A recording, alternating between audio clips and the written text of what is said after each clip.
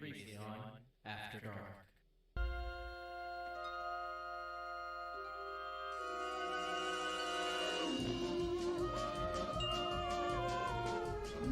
What is going on with this whack ass intro music, man?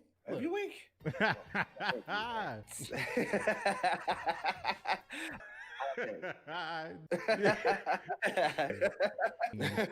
You know. Can you reach into the archives one time for your mind and give us a little bit something else, man? What is That's more like That's what I'm saying. There you go. Let's put it right there. There it is. So, Ba-da-ba-ba-da-ba.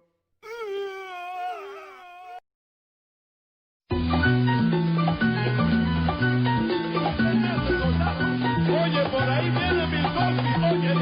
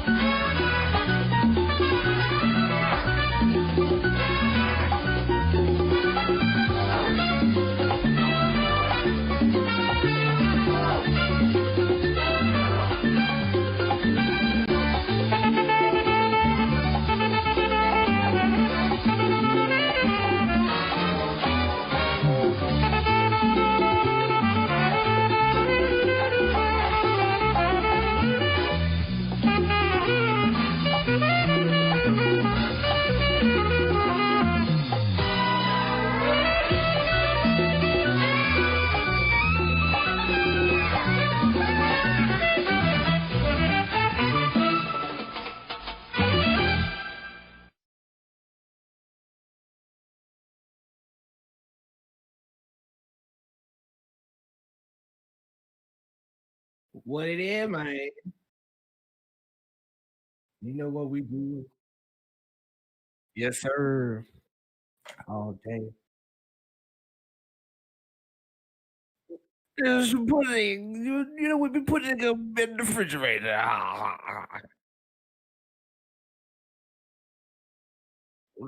Just to keep it in the glass. Yeah. Zippity bee bop. It goes down and stop.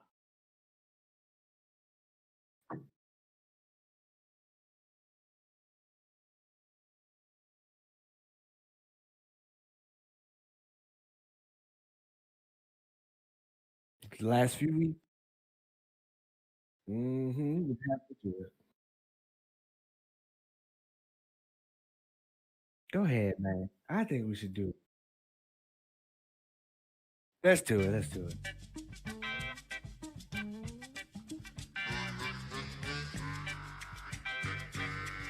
I'm coming to this music. Oh. What y'all know about that? Break it down. Yeah. That's what we do. Purple drink. Let's see some purple drink emojis in the chat. in the super chat. Yeah. Been running my damn mouth and they ain't heard a damn word that I said. It's after dark. Yeah. Get him. They don't want this, dog. They don't know what to do with this. They don't know nothing about that. They don't know nothing about that. What they know about it? What they know about it? You're damn right. I'm in the building. Who else we got in the building? Let's see. We got Peter Fado, top billing. Yeah. Billy, what's up, man? Right behind him, we got Lower Vito, JT, and Aiden. What it is, man? What it do? We got Tim, Jarkai, Peter Fado again. Yeah. Abby Caves. Oh, what's good? Don't ask me who I'm supposed to be. I just say I'm what I am. That's what it is.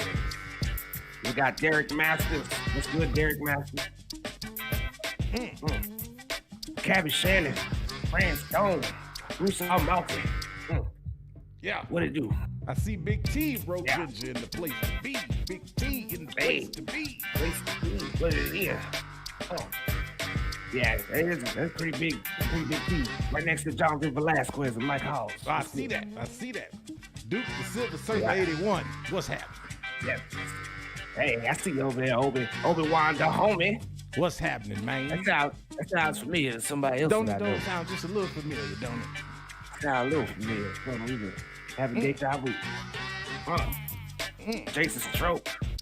What's good? Abby King. Mark Claudio. I don't know if they ready tonight, man. They know what it is, man.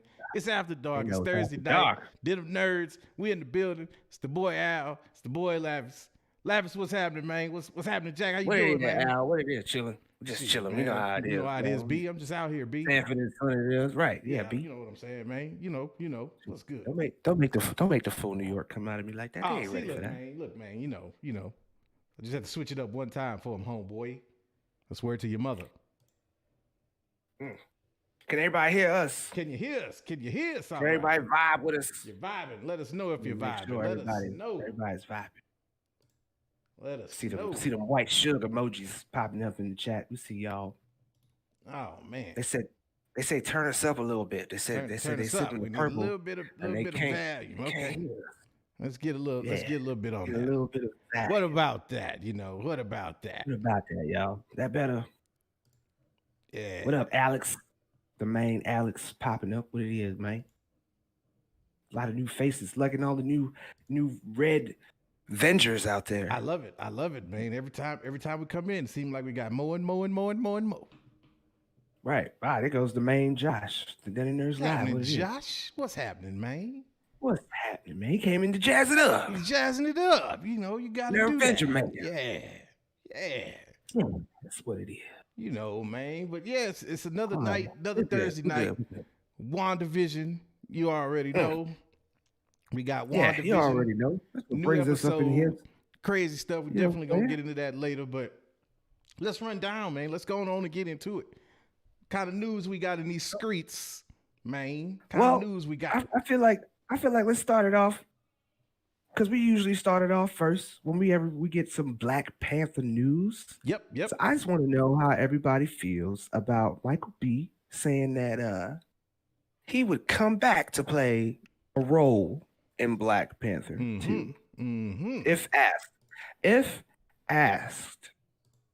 I want to know how it makes people feel because I feel like there's a light line there. I'm not gonna say it's a heavy line, but there's a light line there because people are actually leaning toward Shuri.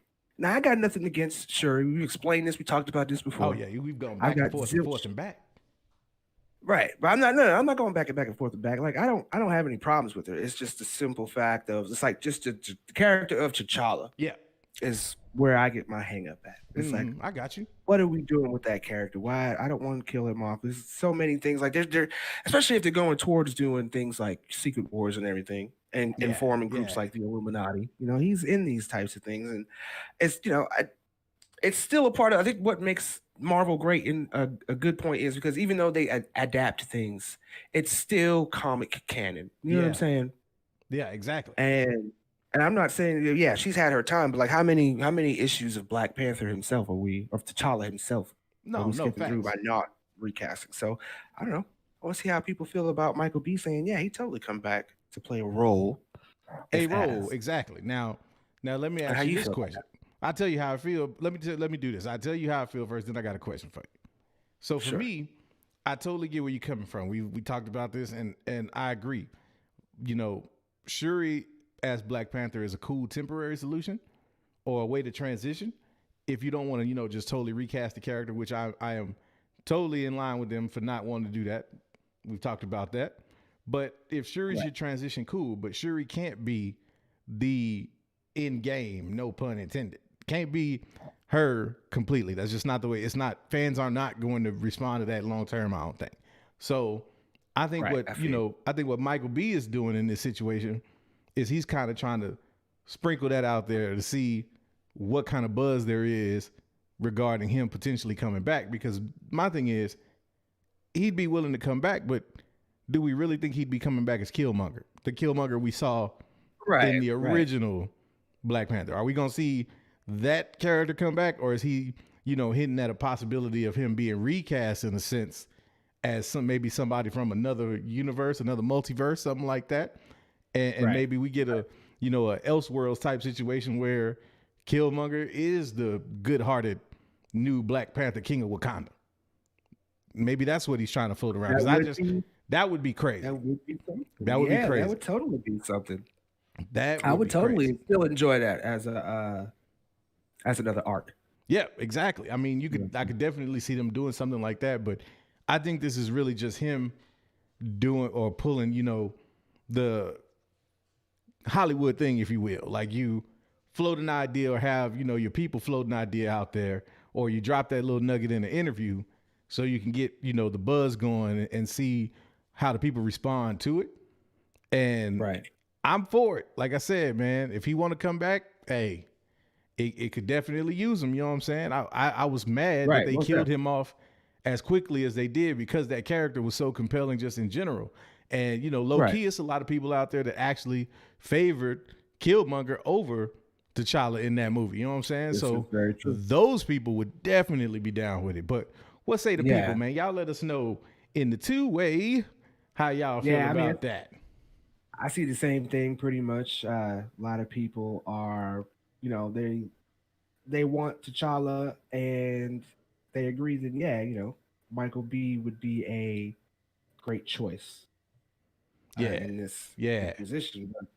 But, you know, still, I see some people in here that also be like, Killmonger would be a good addition as well. So that's what I'm saying. It's kind of like back and forth, you know. It's really back and forth. Hey, well, on how put it this way. I just say it like this: if the MCU, and look, all respect to White Suge, you know, we love White Suge around these parts. Don't get it twisted, but if you got the opportunity to bring Michael B back and you decide not to, I'm just gonna have to look at you and be like, "You big dummy."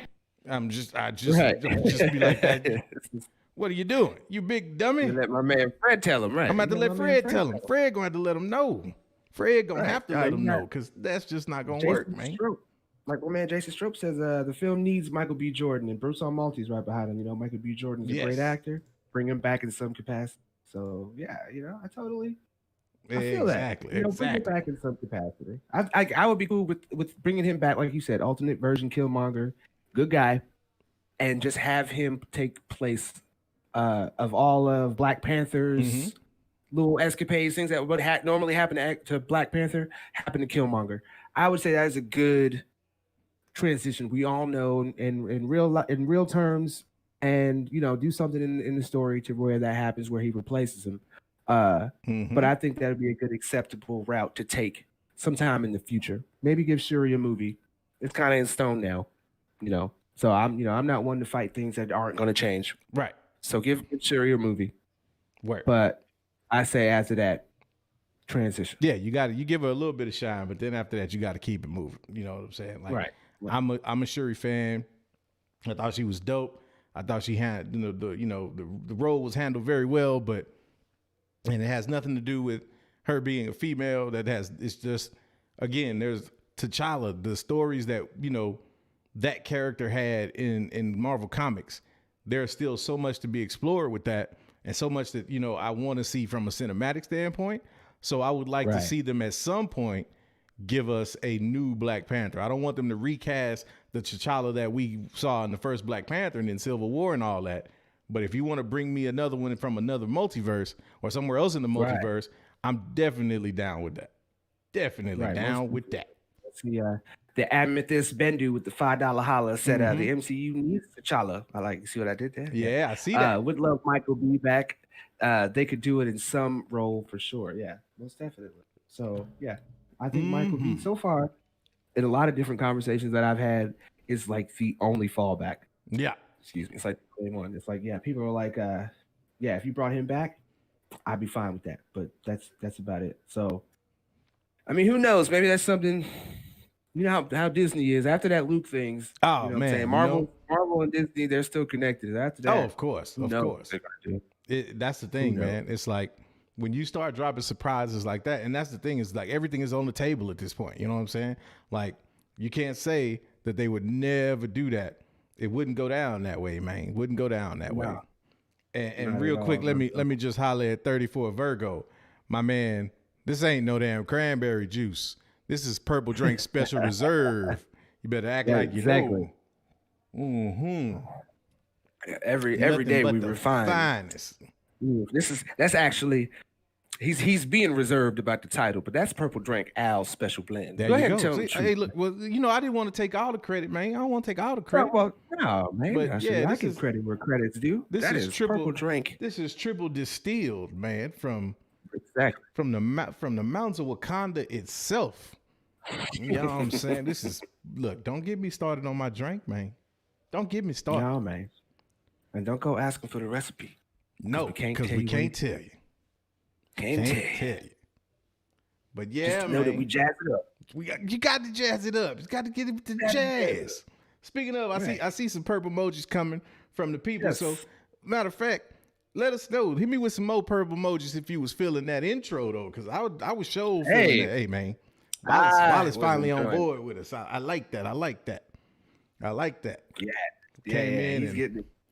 I think the way you kind of say what we was doing in that, we was with their hipping and the hopping and the bipping and the bopping. That's what we do, man. You already know what it is. Yeah, man. I want to acknowledge the notorious BFG. Mm-hmm. Welcome. Nerd Avenger now. Yes, you are. Welcome. Beautiful stuff, man.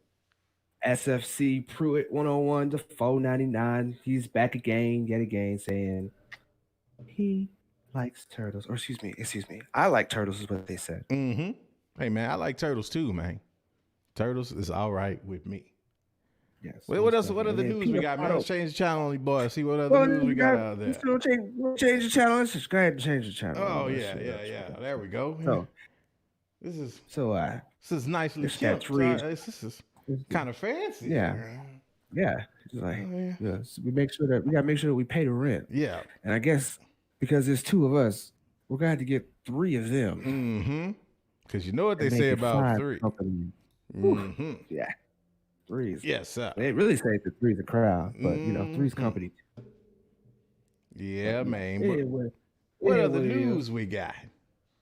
All right. Well, I want to see how people feel about the little rumor going around that James Gunn has been consulting on Thor: Love and Thunder. And him saying that they're in great hands with Taika Waititi. Well, that's definitely interesting.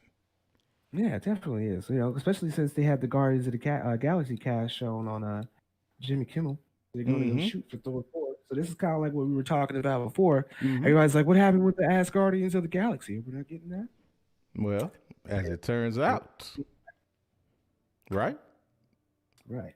That's exactly. But that's the thing, man. Like, it's so funny the way these rumors and things come out, and then all of a sudden you don't really hear nothing about it, and then they just start trying to, kind of rearing their head later on down the line. It's so much information right now, like so many leaks, so much stuff coming out that I can't help but think, man, this is like the strat now. This is how they getting down. Like they know that we, fans are thirsty, man. We want that info. So you put that info out there, you give people something to talk about, and then all of a sudden you good. Like you can just sit back and follow what the trends are and see what people respond to. And that gives you your map for how to move forward. Pretty much. I mean, that's not hard to do, man. Some of the stuff at this point can't be rocket science. It just totally can't be. But I mean, we see a lot of this stuff coming. Oh yeah, of course. But we're just happy and glad that we're finally starting to get it, though. That's it. Marvel, all that. That's back, man. It's back. Just totally excited about that. Oh yeah. In other news, mm-hmm. was also some set footage leaks of Spider-Man 3. Oh. And apparently, here's one. Apparently, they are showing a Feast trailer. Now, I don't know what capacity Feast is going to show up in. And Al, you played Spider-Man, right? Yes, I did. Yes, I did. Right? You know about the Miles Morales. Oh, yes, of course. You know about it, where Aunt May, where she works, lend her services to. Exactly. New York. So, like, how crazy is this multiverse about to get, bro? If the one most unspoken about Spider-Man is actually gonna be in some form, possibly. This is the thing, man. It's a very interesting thing that's going on with this Spider-Man movie, and not just with the leaks, but with the strategy behind it too, and all the stuff that we hearing, man. Because on the one hand, you hear all of these scoops about set pieces and who's rumored to be in the movie and all of that, and you thinking, man, like what? I mean, think about it. What was it about three weeks ago? We were talking about just how insane is this movie gonna be? Like, how many more cameos can we actually have? But then, you get stories about Toby being hesitant to sign, and then Toby being a little diva on the set, things like that. So it's like, okay, well, now you kind of might low-key second guess it a little bit and be like, okay, well, wait a minute. Are we having drama? Are they actually going to be able to pull this off? And the homie Josh was really on that, man. He was really on that tip. And for me, it's like, what is the power? Like, to me, this Spider-Man movie is the play. Like, this is going to be kind of the checkmate move for White Suge. Like, this is where he might be trying to make a play to not only get all the toys in his toy box, but to cement that nobody else plays with his toys without his permission, for real. Right. Most def. Hold on before you continue. Let's see some. Matter of fact, Al, you ask for an emoji. And see if we get that. Because some people say they can't hear. I see that, man. So yeah, let me get some Kool-Aid Man emojis if y'all still can hear. If you can hear me, hit me with the Kool-Aid Man emoji. I'm gonna wait to see if we get it before I correct you with that, because that's not what we call it. Oh, you're right. You show right. Okay. I got some people. Okay. Yeah, we good. We got some horses, and that's Purple Drink Man. Purple Drink Man. I didn't know if we had cleared the patent yet. Purple Drink Man. Purple Drink Man. Right. I got you. Thank you for the correction. We can hear you. No doubt. Okay. Continue, so. Bet. So yeah, it's like I was saying, man, like this whole movie to me is kind of the play that lets us, like, let's just be real about it. Like, we all pretty much feel like Secret Wars is coming at some point. So we already know that, or we already feel like we know that. So the question is not so much about will it happen, but just what will Feige have at his disposal, and how much of it, and how much creative freedom will he have when this movie is being crafted. And I think this might be a play for him to make sure that he is operating at maximum capacity on all fronts. Because if let's just take everything at face value that we've heard so far, and you think about all of the craziness that's supposed to be in this movie, but then you get this wrench of, oh, wait a minute, could there be some drama on the set? or it could at least be drama with one of the key, characters in the movie. You know what I'm saying? Like that's the interesting thing to me, man. What you think about it though? Well, I'm thinking about quite a few different things in this. So we already know. I'm going to go ahead and bring up your point since we're very, very, very, very close to it. So we can go ahead and get into that. Like, okay, so Feige, him making his plans on Secret Wars, which according to the main Josh, he ain't really trying to talk about too much. So I feel like, that's an endgame type thing. Yeah. 100. And got Toby being reluctant to sign. Like, why would he really be reluctant to sign? Okay, like it's Disney. Right. But we got the news about everything being so crazy. So I'm wondering, who do we have on set that we might not know about that Toby's aware of that he's trying to hold out for more?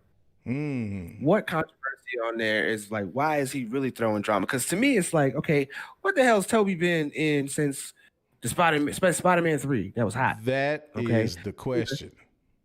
Right. He did a couple things, a couple other movies. He had this one movie. I think we was talking about it before when we first heard that Toby was in it. I think that was the last movie he was in. So it's like, why is the man really holding out for more? What is he holding out for? So I feel like we might have some heavy hitting people coming on there, even if it is just for a cameo. So what you trying to tell me is, that Tom Holland might be on set looking at Toby like, ain't nobody coming to see you, Otis. Ain't nobody coming to see you, Otis. Like, right. Like you don't have the clout you used to have. Is that what you're trying to say? Right. Pretty much. That's pretty much exactly what it is. He's trying to be like, yes, they are, and no, they ain't.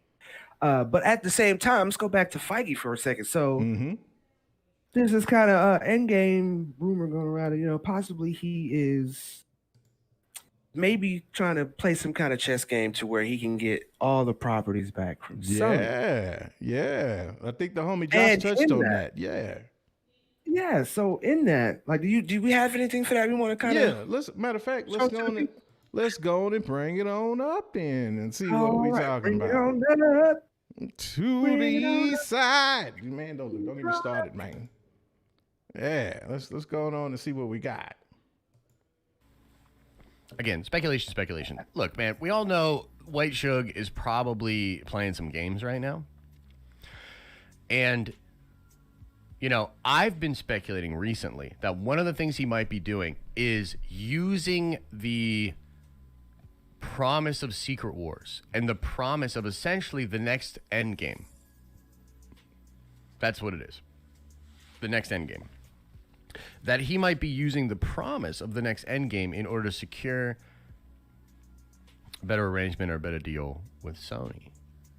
Now, here's what's interesting about this. There have been conflicting reports about how much integration Feige is willing to do with Sony. So far, it looks like a whole heck of a lot of integration in Spider-Man 3. Potentially some integration in Doctor Strange 2. But what have I constantly said? That Feige found a diegetic or an in-story way to make the multiverse the explanation for the separate Sony and Fox properties, while also making his universe and his characters completely separate and isolated. It's a really interesting strat. He's been, and we don't know for sure, we're watching it play out, but right now my best guess is that he's going to use the multiverse to insulate and create connective tissue that only happens through like little, portals or controllable tissue. There you go. Kind of experiences. So what would be the ultimate gangster move, ladies and gentlemen, would be if Feige is setting all of this up while also giving a little bit of advice on what Rothman and Ari should do over with the Venom stuff. Now, I would never suggest that he would purposely sabotage what was going on over in the Venomverse while building up towards Secret Wars, only to, once Sony fails, buy all of the Sony stuff and then control completely Secret Wars with all of the licensed properties. I mean, I'm not going to say that that's probably his 6D chess move, where he's at the same time convincing them to build the story he would build anyway if he was running the show, and also giving them permission and possibly direction on how to fuck it up outside of those movies, so that he can ensure getting the license back. And there it is. And there it is. That is. Now, to me, I mean, this is a few different long-range games that he could actually be playing. I got a question for the super two-way over here. I got a question for y'all. Let's just show y'all who the boss is. What was the last Sony-produced Marvel movie? What was the last Sony-produced Marvel movie? If I'm not mistaken, I think that was what, Venom? Did they come out with any other Marvel movies with those properties since then? Not that I know. I think they've been pushing that off, right? How long ago was that? Do we know how long ago that was? Because here's my point. Every one of these properties that's held by these studios, we had to we can go back a long while ago. Josh broke down a lot of them, and small shout out to Emergency Awesome. He also had this kind of same conversation on what the properties rights are on for things like Spider-Man, what they're allowed to do, Marvel, and what they're allowed to do, Sony Marvel. But all of these properties have an expiration date if not used and returned. Then they return back to the regular owner.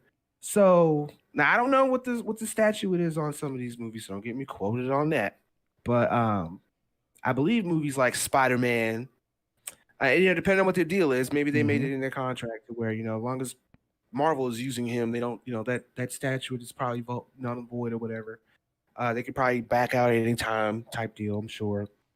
But there's a lot of other properties that they ain't used yet that is tied to Spider-Man, that if they don't produce something with at least these other properties, they got to give them back. So with what had happened in the world, the pandy and all that, pushing anything back, I wouldn't be surprised if a lot of those statuettes are starting to actually come up because they keep pushing their movies back. It doesn't matter if there's some, I don't know if there's an act of God clause in some of these contracts. It might be.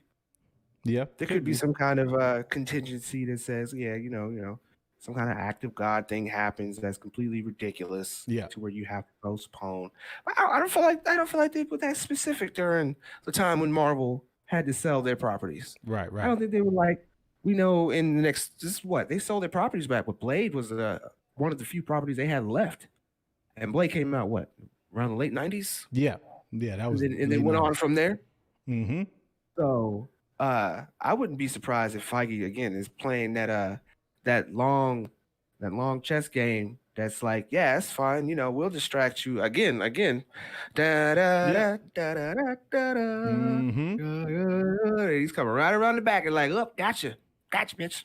That's it. And pulling it out the hat, he's gonna be wind up getting all of these properties back. And maybe I shouldn't have lied it out so damn near perfectly. Maybe I shouldn't have done that. Man, because what you're saying makes a whole lot of sense. And the thing about it, man, that kills me is Feige, man. This is it's like we make the joke about White Suge, but White Suge ain't doing nothing but proving us right. Because you look at, if this is the lineup and if this is the play, if this ain't the most ingeniously gangster shit you've ever heard of in your life, like, I'm going to play nice with you. I'm going to give you advice on how to make the movie that I have some skin in pop off just the way I need it to. But then I'm going to low-key sabotage you by giving you advice on your movies to ensure that they don't hit like mine. Because in the end, it'll all be mine anyway. Right.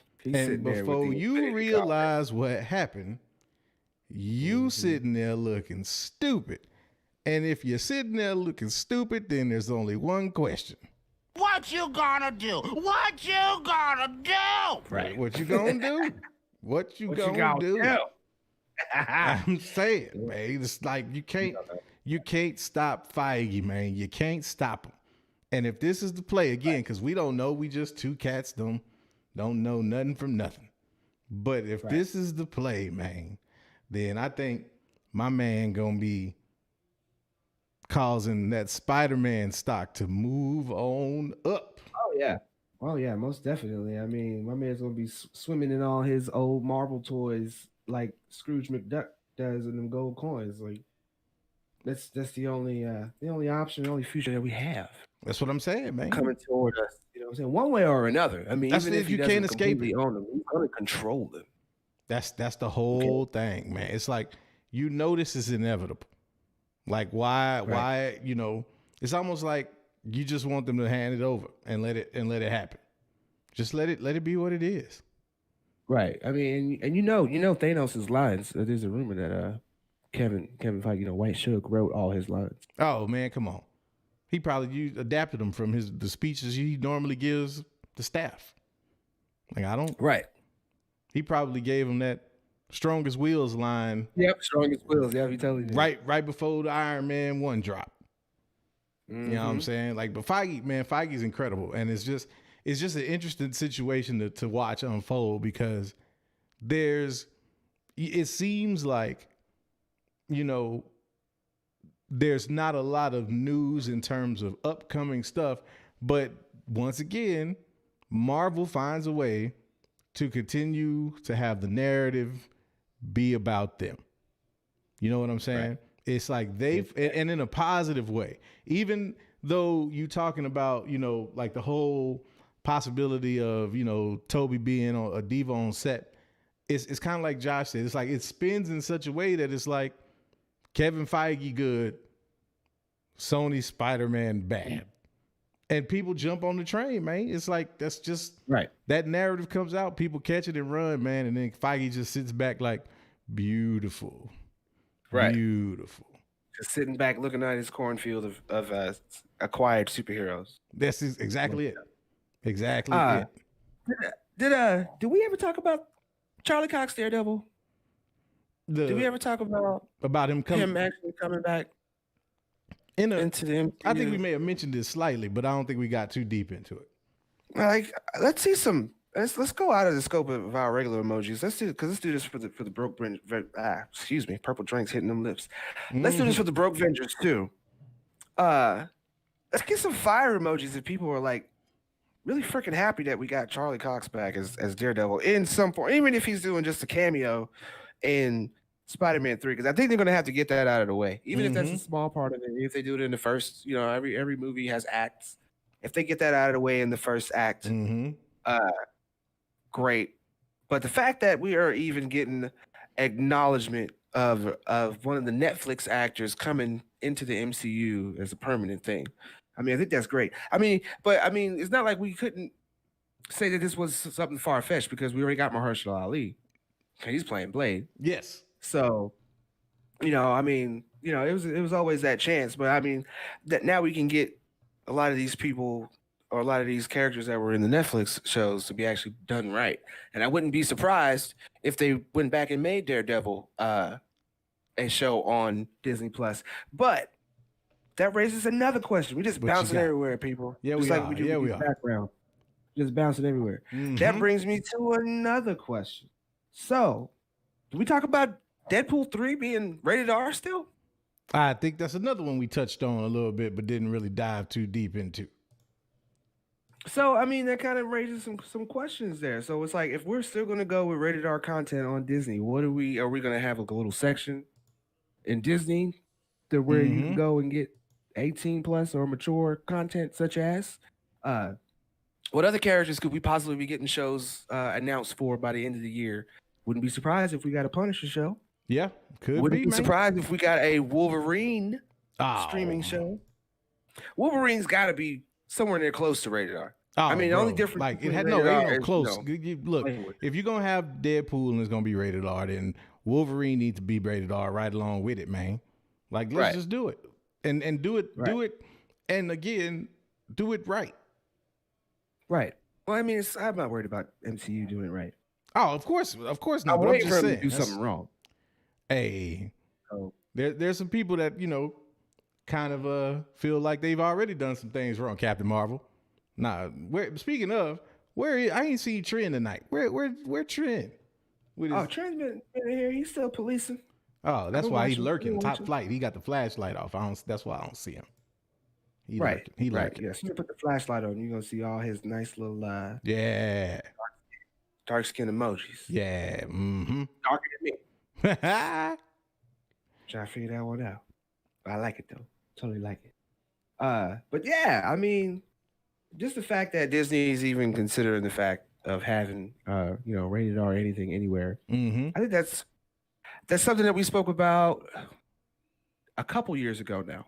Yeah. Because at the beginning of the year, we was really hoping we got Marvel content, blah, blah, blah, blah. And we didn't get nothing last year. But when we were talking about the future and what was going on with Deadpool, and it was in limbo, and they probably wouldn't allow Deadpool over because he's rated R, or if they did, he'd be PG. And then they tried it out with that Christmas adaptation of Deadpool 2, blah, blah, blah, blah, blah, blah. And now we're like, no, it's still going to be rated R. Yeah. Don't worry about it, guys.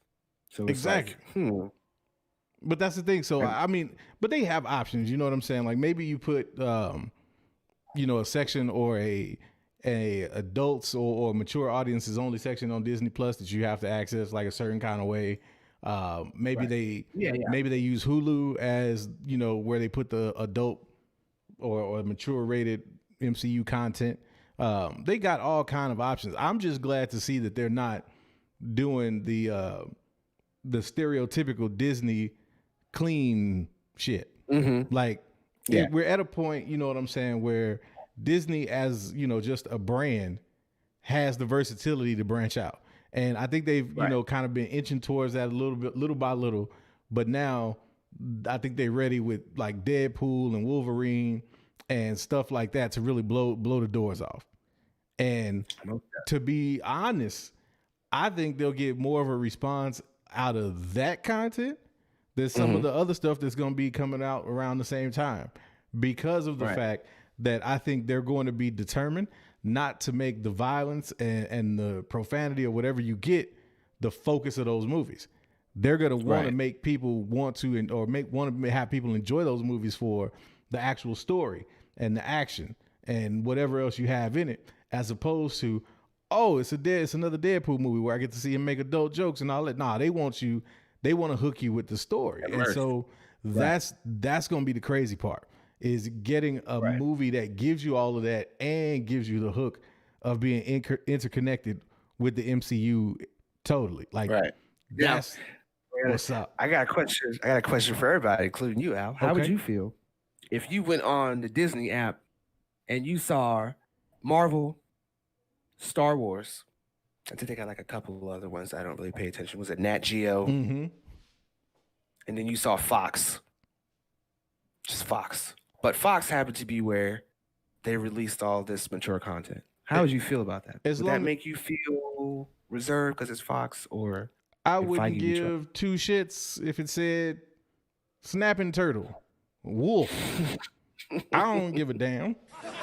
I just want the content.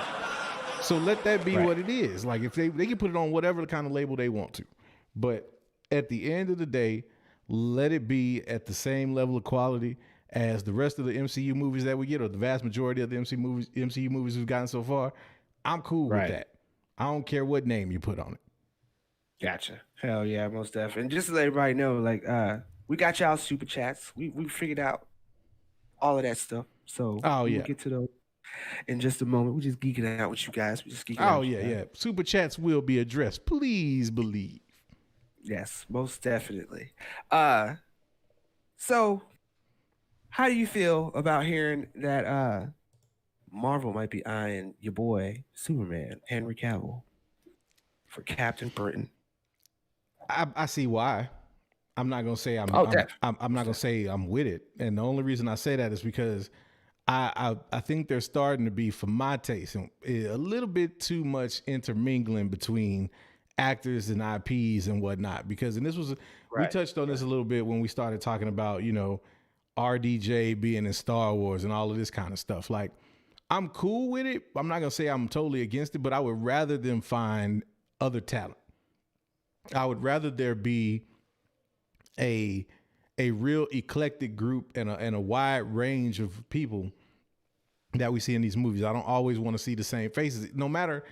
And that's not to say that they can't make the, you know, the character that they're portraying believable. I think, you know, the actors that we've gotten, they're versatile in that way. You know what I'm saying? If you were to get like a John Boyega, for example, and throw him in an MCU movie, I think he'd do just fine. You know, so. I think that I think my man Oscar Isaac is gonna be just fine. You know what I'm saying? But for me, Ethan Hawke. Exactly. I'll get to that in a second.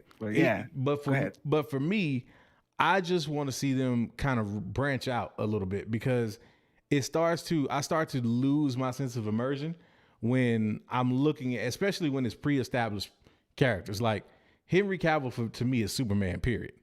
Like outside of Christopher Reeves, for me, that is Superman. Like he's like 2.0 or Superman 1A, because he just nailed that role. Like, to me, I look at Henry Cavill and I see Superman. I see Clark Kent, Kal-El, what you ever want to call him. But if you put him in the MCU as Captain Britain, am I going to see him and be like, that's Superman in an MCU movie? Like, am I going to feel exactly? You know what I'm saying? Like, it's good. That to me kind of potentially could break my immersion, because then I'm not really looking at and enjoying him. I'm analyzing, even on a subconscious level, to see if I'm feeling Superman vibes from Captain Britain. So I'd rather them, you know, because there's so many other ways you could go with that. And the thing about it being, you know, somebody like a Captain Britain, who again is another one of these, I don't want to call them obscure characters, but they're not one of these characters that are dominated. Like, we're not talking about a Captain America or an Iron Man or somebody like that. You know what I'm saying? So you have room to play or to experiment with that character from, you know, an actor's standpoint. Like, you have a little bit more leeway with that, whereas opposed to, you know, if you're talking Wolverine, there's already an expectation of what Wolverine should look like, should act like, should talk like. And if you don't if you don't nail that, people are gonna come for your head. Whereas I don't think you'll have that situation with a Captain Britain.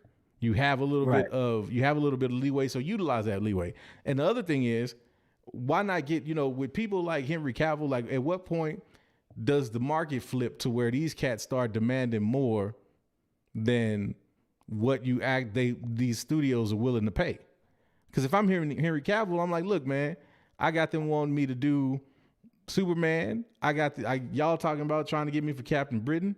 I still got my Witcher thing that I mean, like, somebody going to pay me, and then you start getting into that. You know what I'm saying? Yeah, I mean, they would, but I mean, there always comes a point where the studio's like, nah, bruh, like, we not cutting you that kind of check. And so, like, I don't even want to see us get into a point where we get put into that situation. Like, I just want, get somebody like some no-name cat that's got skills that you can bring in at the lower end of the salary range and build him up. Let him show and prove, kind of like the same thing you did with RDJ. Like, he wasn't demanding that money right off the rip. You know what I'm saying? He had to come back and, like, have it. Establish, you know what I'm saying? That's what I'm saying. He was like, look, I'm gonna take everything I can get right about now. So now you look at him. That's what I want to see, man. I want to see them build it up that way. I feel you. You don't want to get too drawn into who the actual actor is over the actual character, because because that brings up the point that I was gonna bring up was, it seems like to me what they're doing most definitely in Marvel is they're doing what they did 10, 11 years ago when they introduced, like you said, the Iron Man character. They're just introducing these new characters that, actually, believe it or not, I thought it was absurd to even hear, but a lot of people really didn't know who the Avengers were as a collective. Right. A lot of people really don't know about that type of stuff. So, like, to see that people were ignorant to those things, and then now here it is 10, 11 years later, we love the hell out of these characters. I'm really excited to see how people respond to them doing it all over again. Right. But with a platform of sorts now, you know what I'm saying? They have established, if you were to look at it, like a community of superheroes and movies, and people like Captain Britain. I'm not gonna lie, I'm not too savvy on who Captain Britain is. Exactly. We're talking about bringing in Wonder Man and possibility of people like the Wizard and Squadron Supreme. Like, I don't know these people. Eternals. Exactly. The biggest draw that we have to Eternals is a lot of people want to see Thanos, a younger version of Thanos. Exactly. Is he still going to be as tyrannical as he is, or what made him that way? Are we going to get that version? That's the draw to a lot of these things. Shang-Chi, there's something different. But I think a lot of the draw to that is seeing characters done right, possibly like Iron Fist. Yeah. You know what I'm saying? Seeing the possibility, they're saying there's mutants. And the funny thing about, again, I just saw something else today with the Black Widow. They're not planning on putting that on Disney Plus at all. And the thing to me, I think the reason why I feel they may be pushing it back, if I were to honestly look at it, is because it actually has more ties to Falcon and Winter Soldier than anything. And I think, like, is there even a release date on the table at the moment? Yeah, I don't know. I have a whole different opinion on that, though. And I think this might have been something that Josh touched on, but it's something that I was thinking, that I've been thinking since like this whole Pandy situation started and all that. If I'm Marvel and if I'm Disney, what I'm looking across at the competition, right? Who would we just off the rip look at the MCU's direct competition at right now? That'd be DC, right? Yeah. Right. So I'm looking over at DC and I'm looking at what they've done so far with Wonder Woman 84. I'm waiting because they've got the Snyder Cut is getting ready to drop. What is that, March or February, somewhere in there, where they're gonna start showing that on HBO Plus or HBO Max. So if I'm Feige and if I'm Marvel, I'm Disney, what incentive do I have to show my hand right off the rip? Like, especially if I know maybe through some kind of, investors only or some super executive level that the plan is by summertime, they're still shooting to try to get movie theaters open back up. Or if we've got a long play where we have a play where we want to buy movie theaters and turn them into a place where you can have kind of a movie experience, if you will. I got you. You know what I'm saying? I heard about that. I actually forgot about that. So if I've got that in my back pocket and I know I've got enough content to keep me at least at the bare minimum to keep me in the mix with whatever DC drops from now to the end of the year, what incentive do I have to really drop these movies right now anyway? Like, why would I take that L if I don't, in terms of the money, if I don't necessarily have to? I can sit back and wait and play these and hold these like they draw 4 cards, because the whole MCU TV lineup or streaming lineup is enough to compete with the Snyder Cut and whatever else they come out with for DC this year alone. Marvel could not drop a single theatrical or full-length feature film this year and still be like heads and shoulders above DC in terms of content in the long run. Yeah, for the long run, exactly. Long run. And so, but that's the whole thing. Like they got right now. Right. And now I will tell you what will change. And this is just my opinion, but here's where you'll start to see, or you'll start hearing some concrete information on theatrical releases and Disney MCU movies. You let the Snyder Cut drop and people lose their shit. If the Snyder Cut drops and it has the type of critical acclaim and success and fanfare that like DC and Warner Brothers hopes it does, that's going to force Disney's hand a little bit, because then you're going to have to bring something to the table and be like, all right, it's your move now. Well, I think what they're waiting for, if you ask me, the only real thing that they got right now that seems to be making some headway over at Warner Brothers is the fact that, and we were already talking about this before, the fact they moved up Kong versus Godzilla. Yeah. Godzilla versus Kong, however you want to phrase that. That's pretty much like the biggest thing right now that everybody's talking about. And I think Disney's just, again, sitting back with cigar in hand, watching. to see how that plays out, because a lot of people, especially like Twitter, I was on like all over Twitter. A lot of people are like, Kong this. Oh yeah, Godzilla man, that. the buzz for that is crazy. Who's gonna win? And then we got the rumors of who the actual villain is gonna be. It's kind of obvious if you're really one of those sweaties who are scouring the trailers. You kind of see them in the beginning of who that is.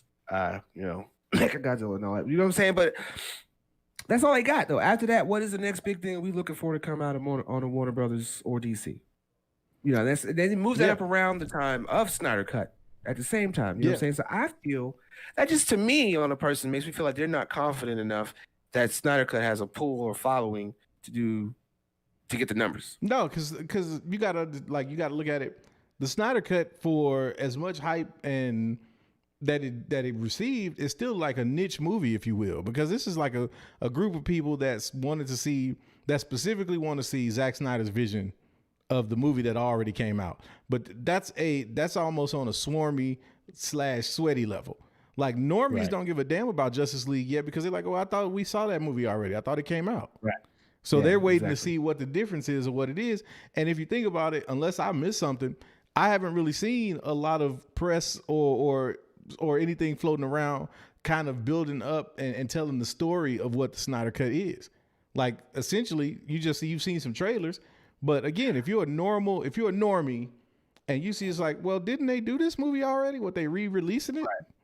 Yeah, I mean, and to be honest though, what they're doing with the Snyder Cut period is very unprecedented.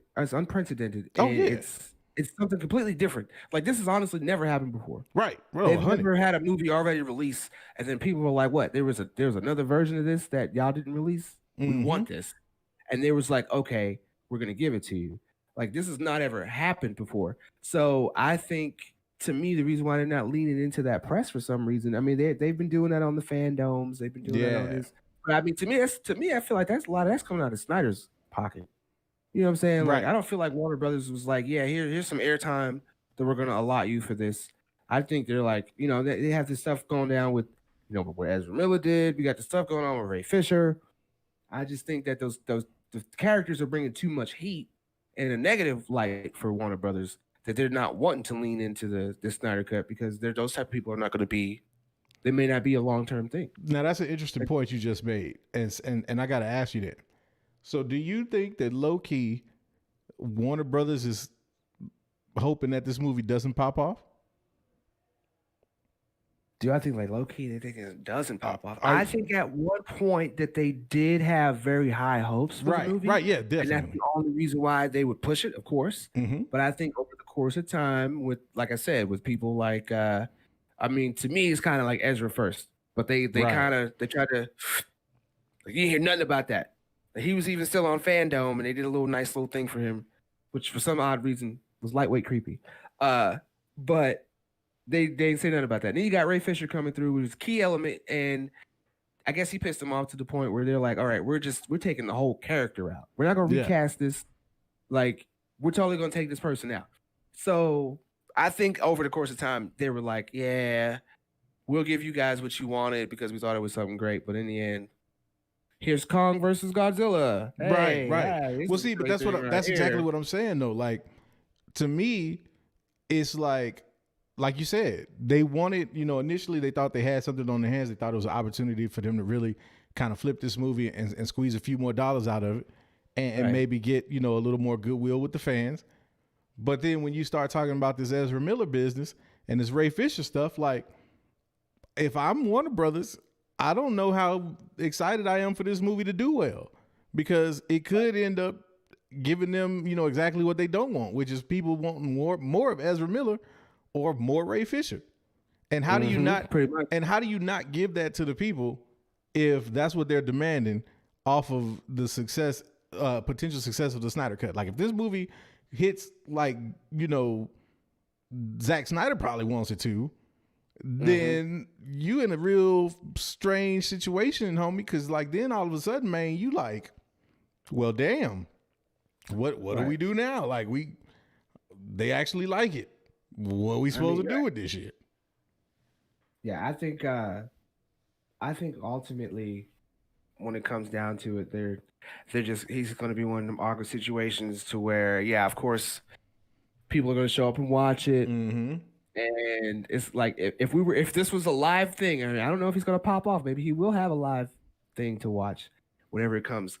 But if this was a live thing, at the end of it, it's just gonna be like, all right, and this was the Snyder Cut, everybody. Gotcha. And it's just gonna be one of those moot point, like, okay, cool, okay, cool. Mm-hmm. We finally got it. Type reactions. I don't really think it's gonna be like people are gonna be raving over this movie. And then I think that's the reason why that little verse after that with Ezra and Cyborg and all, it's just crumbles. It's just like throw that away. Yep. Let's just put stuff on HBO Max and not worry about these movies. We'll reset stuff through HBO Max now. But I don't think there's going to be a verse. I don't think there's going to be a Snyderverse anymore. I really don't. Yeah. See, I'm inclined to agree with you on that because, again, if I'm DC and Warner Brothers, I don't want any part of that drama. Like at this point, it's easier to just cut losses and keep moving. So yeah, that's the thing. Like, I guess we'll have to wait and see on that. But I think they should just go back to just making movies. I think it's fine that we have, and I've always kind of thought this, but I think it's fine that we have White Sugar over there with Disney and Marvel. They got their continuity. They got the things that they're doing over there. Fantastic. Yeah. Warner Brothers DC just needs to make movies. I don't think anybody would honestly care. I mean, there's so many things that like people honestly are asking for. Like, who would care if honestly we got a black Adam and Shazam movie off the rip, like they did an animated movie with no continuity? Nobody would care. No, at all. If we got a Batman in the Mobius chair, like people have been asking for, or Batman Beyond, without any kind of verse or any kind of context, nobody would care. We would just want them to do a Batman Beyond, a Batman Beyond 2, and hopefully a Batman Beyond 3. Yeah. Make those 3 movies good, stand alone. Nobody cares that the Flash movie came out and did what it did. It had nothing to do with this other movie. I think to a small point, we still need movies like that. Right. Because I think it's, and it's not on a completely bad level.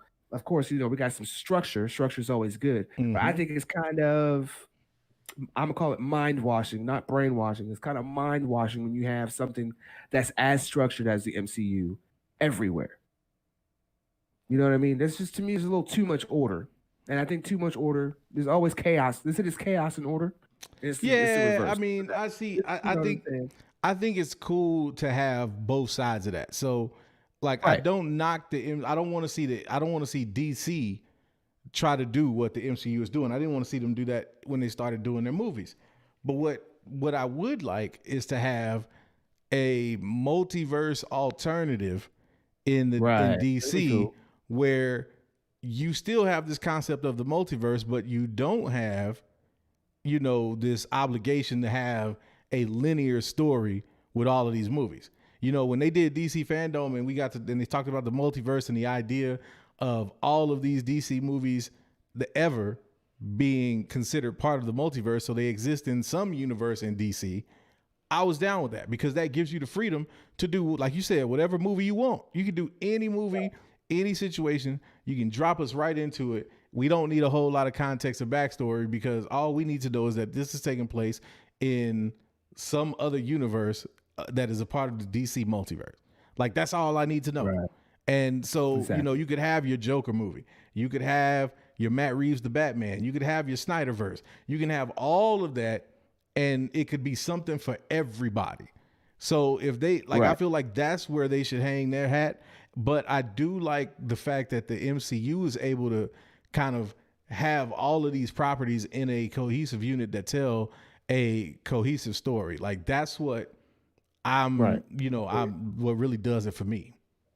They need to just look at all the animated movies that they made and then go back and adapt them into live action and just give them them. That's what they need to do, period.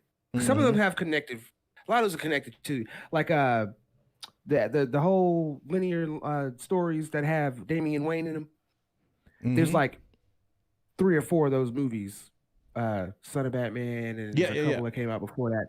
All of those, I think, are they follow the Bat Family bloodline movie, comic line. Like, there you go with the continuity. It's a different verse. You got the Bat Family verse over there. Give us some movies with Batman and Damian Wayne and Nightwing and all of them just already established doing what they do. Him being Batman, and then give us Batman versus Ninja Turtles. And and call it a day. Call it a day. Call it a day. Just do some movies, man. Like I think that's what they're getting hooked up on. And like they're just not getting. They're not doing movies anymore. Right. They're getting so caught up with trying to get this multiverse thing started for them that they ain't gave us nothing that we cared about. Let me put it that way. Yeah. Like, I think they released a couple regular movies, just nothing to do with superheroes, and I don't even think anybody's even noticed. No, I ain't hear nobody talk about them. They ain't critically acclaimed. I'm not interrupting the show to talk about something that's not superhero related right now. Right. I mean, that's what's popping right now. So why would you? You know what I'm saying? Right. And we all about what's popping. Speaking of, right. Why don't we knock out some of these super two ways, and then maybe we take a quick commercial break and see if we can bring on a guest. See who we got in the neighborhood with us. Well, a long while ago, we had Pete Afato with the $4.99. And he said, hey, y'all got rugby training in 10. Hold it down for me while I'm gone. Much love. Well, we've been holding it down. Oh, man. yeah. You already know that. Already know.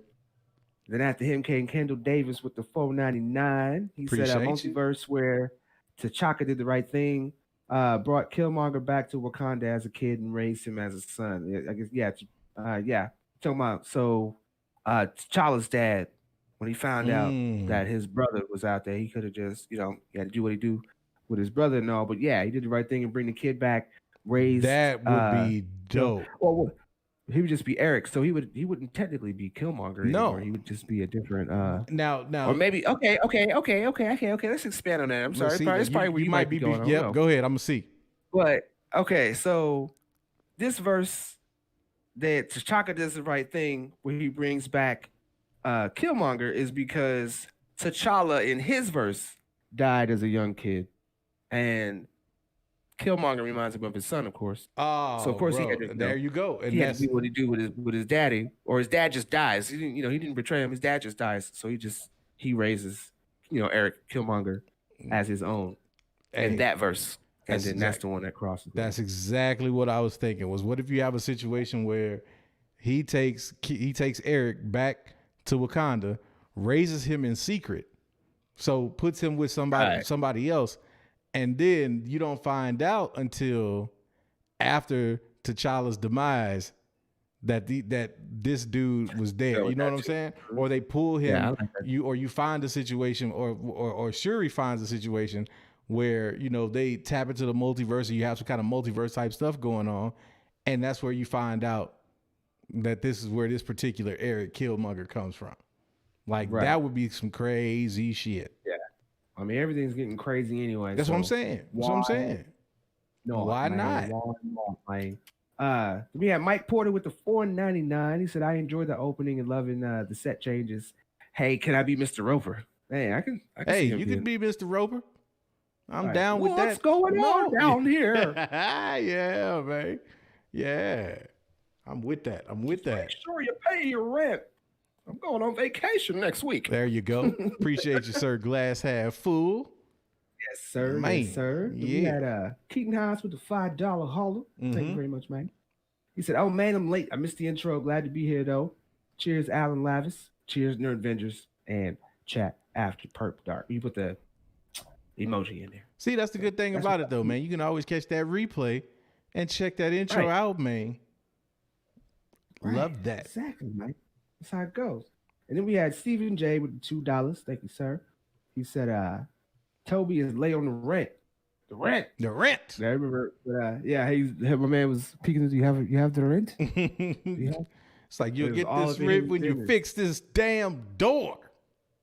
How about that? Most that. Oh, and a very familiar face for me. Thank you very much, Seth. No.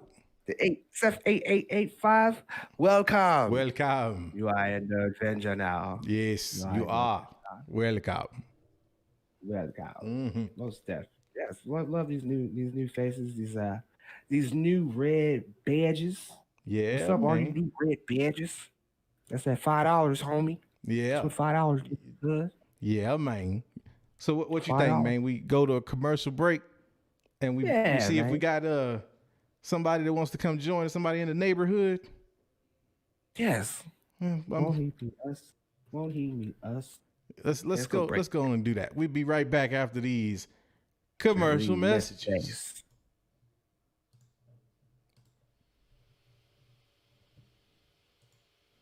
Don't be startled, non-Venger. Are you satisfied with your other nerd channels? Do you want a more engaging experience with your nerd content? Do you enjoy looking at Josh's face? Well then join the Nerd Vengers, the most immersive nerd community around. Once you'll join, you'll gain access to wonderful extras like private watch parties, exclusive live streams, specialized Discord channels, merch perks, discounts, and much, much more. Join the best group of nerds on the internet. Don't be a non-Venger. Join the Nerd Vengers today. Are you calling 911? Come on, Chet. Let's skedaddle.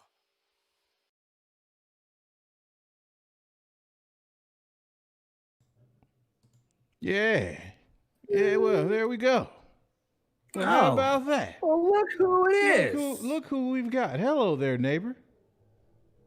How are you doing? It's man? a beautiful day in the neighborhood. I guess it's after dark where you guys are. Yeah, man. Right. You know how it is, man. You know how it is. My neighbor. My neighbor.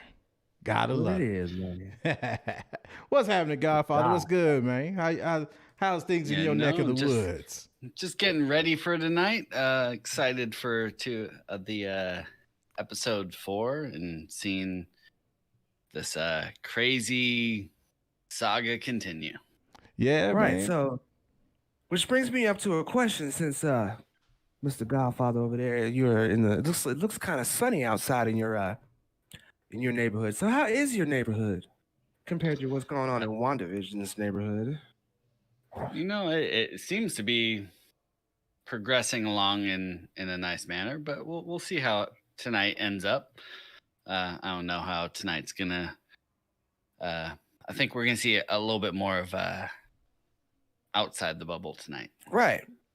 So let's kind of address some things that we do know about from what we got from the last episode. Tell us how you felt about the last episode and the things that we learned, Godfather.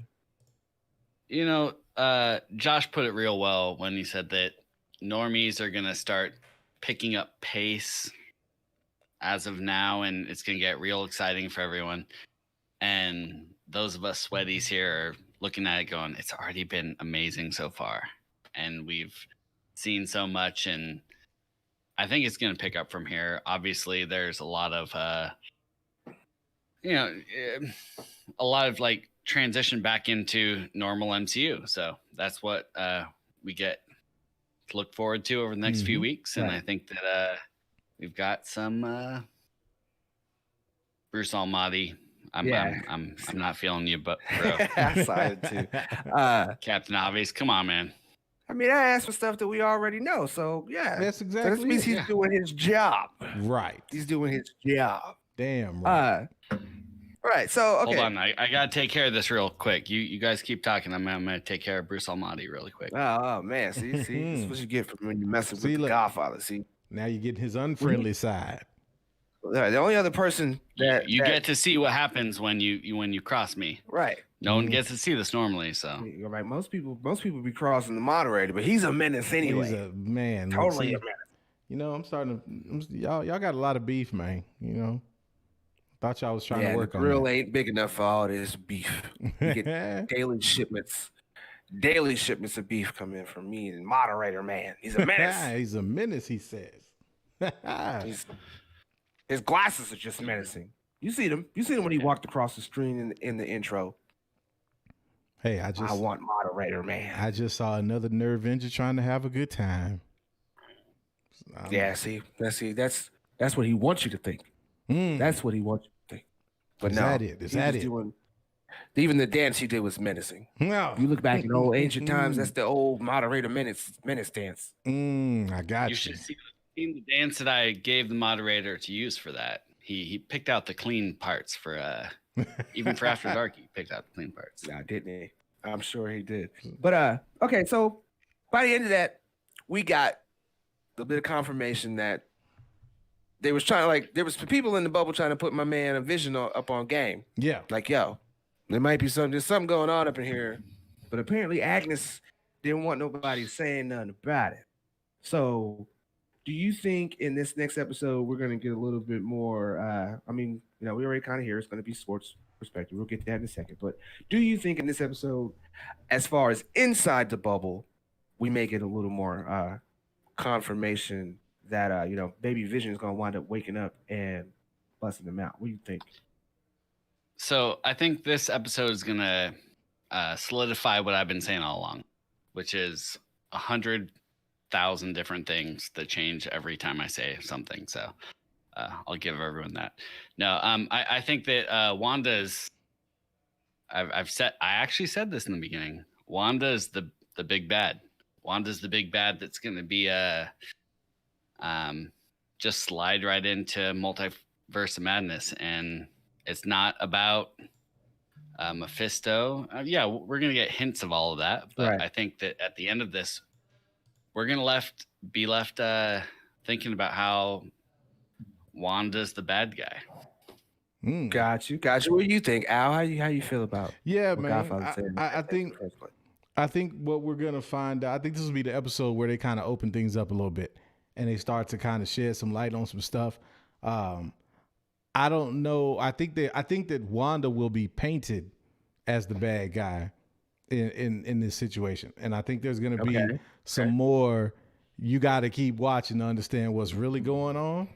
But I think this is going to be an episode where we get a lot of things answered from a normie standpoint, because I think there's certain things that us swarmies and sweaties know already and can kind of piece together.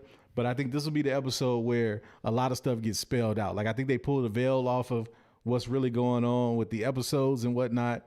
I think we find out to a degree what the significance of the children are, or who it is that's trying to, manipulate their manifestation or whatnot. And then I do think that we do get Quicksilver in this episode, but this episode, but I don't think it's going to be. I think it's going to be kind of a last minute kind of oh snap, because I think that's like a cliffhanger type situation. Because I think what's going to happen is I think they want to set it up to where you get him and it doesn't click until you're like, where do I?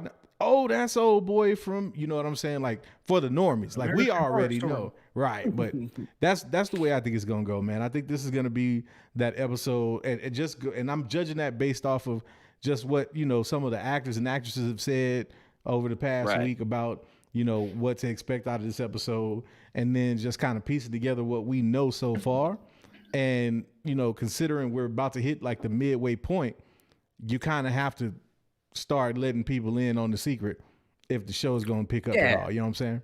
All right. Can we actually have a real tie-in to the real world in this episode? Since we actually have a commercial that could tie in really well. And I'm sure everyone has seen this already on Reddit or wherever. But the Samuel L. Jackson Quicksilver cash card commercial. Okay. Okay. Yeah, I mean, I've seen people Disney could completely rule the day, both from just from the hilarity of it, but also from the actual marketability of it. They could actually cash in on that, and that would just be amazing. I think that would be the it could be one biggest of the white capitalism move that they can make. Right, most definitely. Yeah, I wouldn't be surprised if they, like I said, one of them little secret moves that they wind up pulling out in the future as time goes on. But no, I agree with both of y'all. I think like you said, Al, I think we can get that oh shit moment with Quicksilver popping up maybe toward the end or something like that, or maybe we get him and then that's after we get to see him, we transition over. And I'm glad you, Godfather, just brought that up about actually getting the real world perspective, because it's kind of widely expected, I'm gonna say, because we don't know until we see it. So it's probably speculated that this episode we're going to get more of a real world perspective, what they see on the outside with Sword. We're going to start getting those, because at the end of that we got her tossing out Monica Rambeau.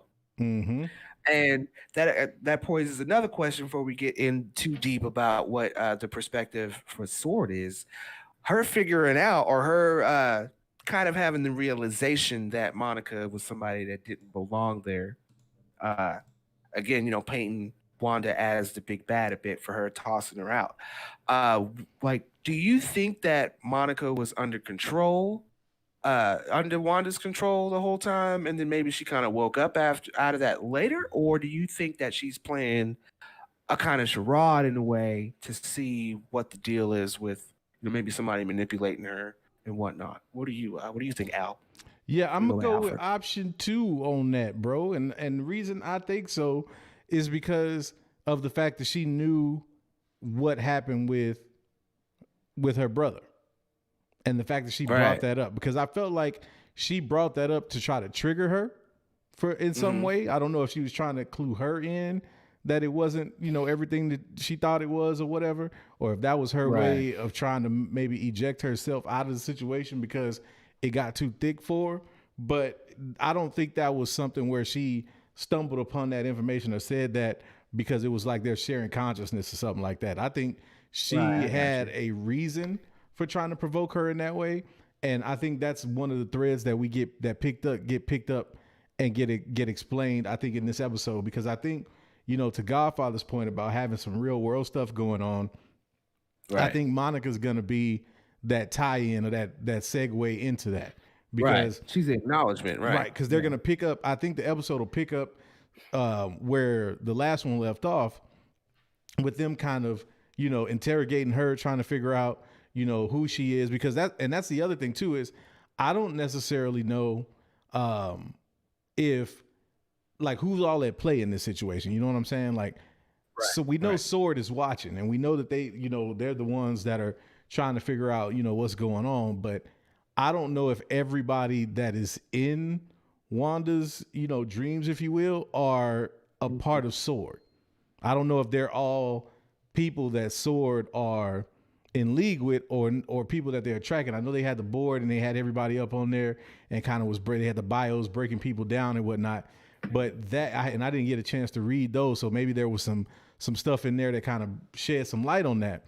But I think she's going to be that like entry point for the real world and what's really going on. Right. Gotcha. But the real question, Al, is are you excited that Wanda can give you your hair back? Hey man, because clearly on that board, we got a couple of examples of people who have been granted their luscious locks back. Right. Hey man, well if she got it like that, then she'd holler at your boy, because as much as I feel like I can rock this bald look, I do miss the long flowiness. I do miss it. So I'm saying, like, if she holler at you, what do I got to do? I ain't trying to go be in nobody dream or nothing like that. But I guess you got to get sucked into the whole WandaVision world on official note. Yeah. We need to see Al as Herb. That's what we need to see. So speaking of which, there's a couple of leaks that you want to talk about the board. So apparently that's one of them is and before we go on, because my main over here talk about stuff that we ain't seen yet. Okay, so sorry. Fix the plumbing underneath the sink real fast before we spoiler alert. Yes, before we botch this up. Yep. Might be some spoilers that might there's some things we might speak on right now. And this is why we talk about all this other stuff first. Okay, so if you want to hang in here, hey, no, Al, I'm just saying that Al is not really bald under that hat. That's all I'm saying. Oh, he chooses to be. Yeah, he goes to Professor X route. Oh, but don't give people my secrets, man. Don't tell them. No secret. Don't tell them. They know what it is. They know what it is. They know it's the purple drink that makes your hair grow. Exactly. It's got soul in it. Right. So grow. But yeah, so there's a leak of the board, and there's something that is very to me, I think, very interesting. That apparently, if you look at this leak, everybody in here, with the exception of one person, actually has an ID. And the one person that does not have an ID is Agnes. Your girl Agnes, the one that everybody is so suspicious of. Right. That they are aware that she has a profile. They're aware she's in there, but they do not have an official ID for her. You know, you can't spell her husband Ralph, who looks better in the dark, without Al. So what you got on that, Al? I'm going to say it one more time. Stop giving away my game, man. Don't do it. It might end bad for you. It might. But I don't know what they're talking about, y'all, because I'm just here. Yeah, clip that. Can't tell you the secret, man. No. We told y'all. Don't ask. No, the secrets is secrets for a reason. That's it. You know what we said? Our Alpha. Al. Yeah, hey. See, now He's our now Al. he's giving all the secrets away. Now, see, look. Now we just going to have to shut them window shutters and keep it moving because you just giving away all the juices. Right. We're going to have to see you next week. And you're going to be my man that was on Home Improvement. Wilson. Oh, Wilson. Yeah, we're going to have him behind the fence. Behind the whole fence. Yes. Exactly. You're not going to be on the left side. You're not going to be on it. You're going to be behind it. You're going to be behind it. And then you got to do the old school Home Depot voice because that was the dude. Wasn't that the dude? Nah, it wasn't him. It was the guy who was off of that old Overboard with Goldie Hawn. He's the captain. Oh, okay. Kurt Russell? Nah, not Kurt Russell. The dude is, I guess, is actually her husband before she caught amnesia, or she ran off with or whatever. Oh yeah. And then caught amnesia. Gotcha. That movie's classic. But yeah, the dude plays the captain. 500 points to anybody who knows what I'm talking about. In the I was about to say, is this where we're at in the night? Hey. We're pulling up overboard trivia questions. We've been everywhere. Okay, we go everywhere. We all over the place. Don't let us transition out of the living room. We don't want to do that. Oh no, not quite yet. Not quite yet, man. Not quite yet. Right. No. So there's another little leak. Since we talk about WandaVision leaks and stuff like that, there apparently is an official photo from what we're about to see here in the next few hours. And for those of you going to stick around, we have a watch party. Oh, yeah. Make sure you come back tonight for that watch party. 2:45 Eastern time, we will be getting it popping. Get the watch party going. And then after that, Josh and the homie Godfather will be breaking down all that juicy WandaVision goodness. Right. Make sure. And we'll be breaking down all of the theories that we got wrong last week. Right. There you go. And giving you all new theories for next week. Right. But we have a still from the episode that came out just about almost a day ago. And it's a still of Monica Rambeau and Jimmy Woo. So of course, that kind of reinforces that we're gonna get more of a real world perspective on what's going on. And like you was thinking, Al, most likely get a little bit of answers on what's going down with Monica Rambeau's character. Which I am very curious to know or see what they're going to do with that character because, if you actually look up Monica Rambeau and her comic history, she got the same kind of powers as Captain Marvel. Yeah. So she's kind of like a new, but the way they did it in the comics, she's like a new version of Captain Marvel. Okay. So I'm wondering if she has powers already, in her adult form, or are they just making her a human and maybe she gets that later? Is she being set up? Or will she be set up in the future movie to be kind of a person who takes over that mantle? Right. Or are they going to go through with some of these rumors that we're possibly getting, because we're getting mutants scattered throughout all these properties, which was kind of my point on why, I'm wondering why they pushed back Black Widow, because apparently it is rumored to have a mutant in there. Right. But are they going to go through and make Rogue the villain of sorts in that movie? Because essentially in the MCU, Captain Marvel is Miss Marvel, like the original Miss Marvel, the black costume with the lightning strike, original Miss Marvel, not the original Carol Danvers. Right. Before people try to come in the chat and be like, Miss Marvel's a young lady. No, we ain't talking about her. We're talking about the original OG, triple OG, triple. Right. But you got to remember that we're getting Kamala Khan in here too. Yeah, so we know this. We know. Yeah. But and that's could be a phaser out. What I look at with Monica being ejected out in the last episode is that we've really got a situation where if you look at when she in the previews where she walks in and touches it, she knows where she's going. She knows what she's doing. She's standing there with Jimmy Woo. And my real question is couldn't they get Nicolas Cage and Kobe Smulders? Like, I feel like we're getting all of the like B actors here, but that aside, we got Monica Rambeau going in, touching the bubble, knowing what's about to happen or knowing where she's going. And then when she gets ejected, she's still in this like daze, not really knowing who she is. Right. Mm-hmm. So like, gotcha. Like we've been talking about all along, when you enter the bubble, you're kind of transformed, or your what you know about yourself is transformed. And then when you get ejected out, that's something that is, you stay in that form. Right. Right.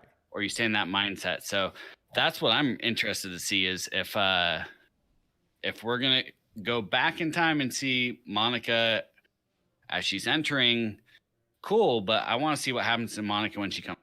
Right. Yeah. And whether or not she still has those memories and understands what is going on. Because realistically, like, I mean, let's be real. They approach her just like they approach any other person of color coming out of a bubble that they don't know who it is. They came with guns drawn. So I mean, yeah, but you don't know she went into the bubble, how she came back out. You know what I'm saying? Yeah. I know. I'm kind of cautious. I know. My boy Trendy is sitting there asking these questions, and so it's asking those questions last week, and I sat there and went, you know, it makes a hell of a lot of sense that, you know, they reacted in the way they did. It's nice to That's hear America. that Trinity is so concerned, but this is America.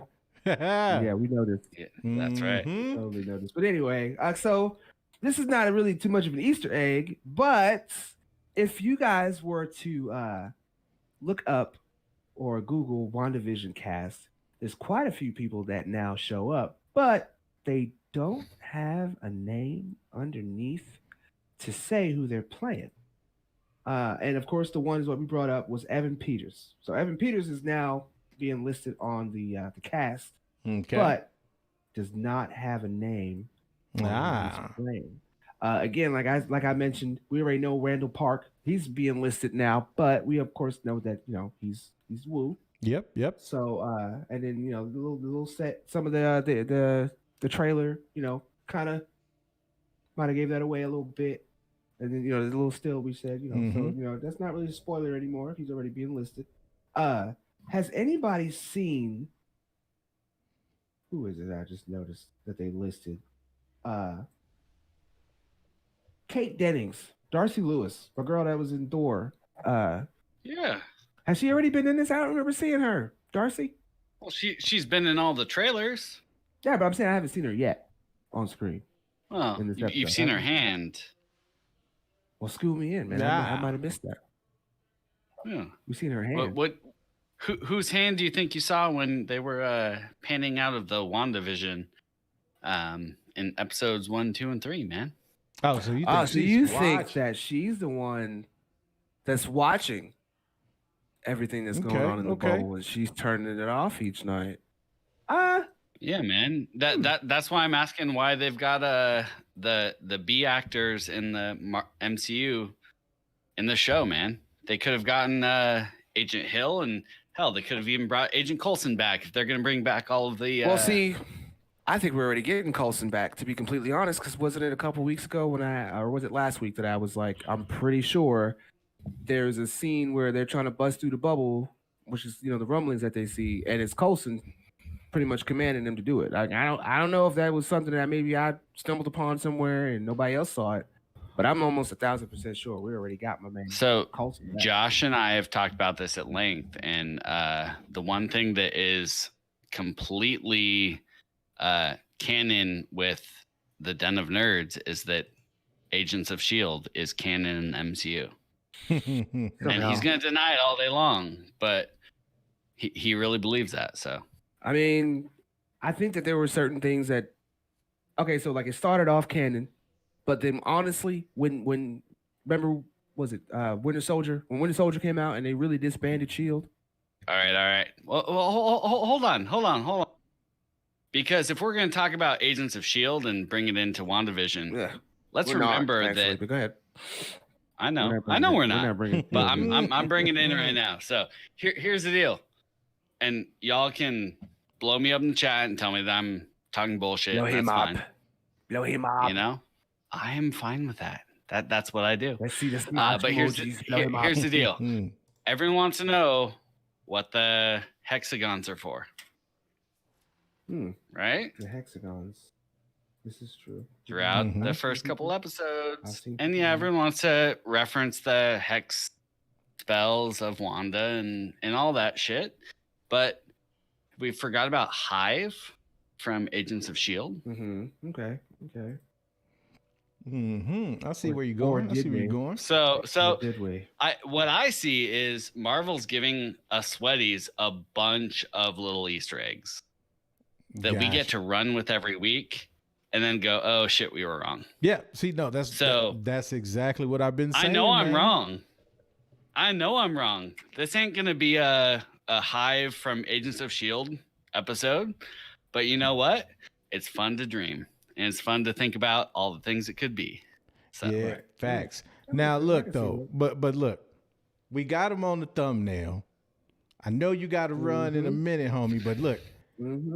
Let's just put it out there for the people, man. Is Al Pacino gonna be Mephisto or what? Is that what we doing? Hell no. Oh, you don't think so?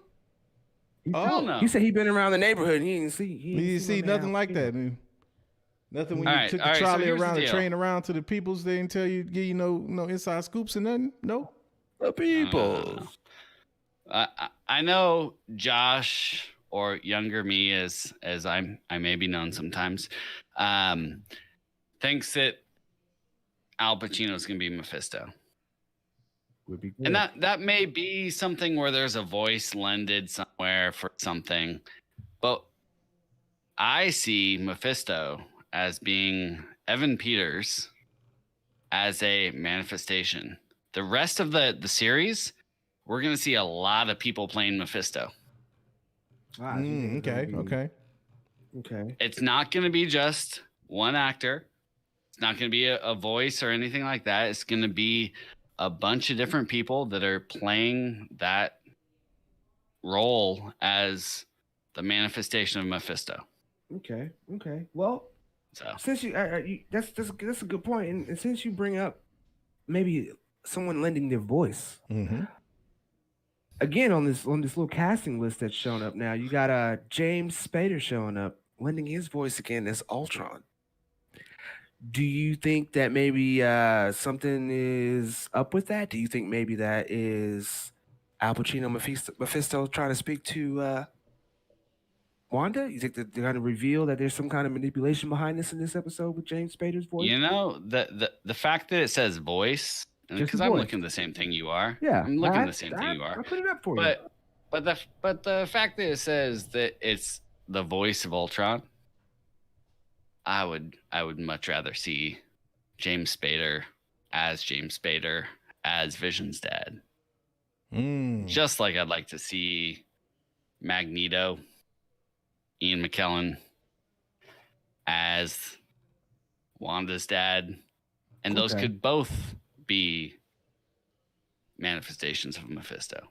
No doubt. Okay, I got you. Right? Yeah, I got you. Yeah, his influence, his manipulations are manifesting. Now I will take that a step farther, because if we're gonna get different iterations of Mephisto, then that actually, to me, says that gives us a greater possibility of Al Pacino being Mephisto, because maybe he's only that representation of him for an episode or for a small segment. Right. Maybe a cameo. They could do a cameo kind of situation.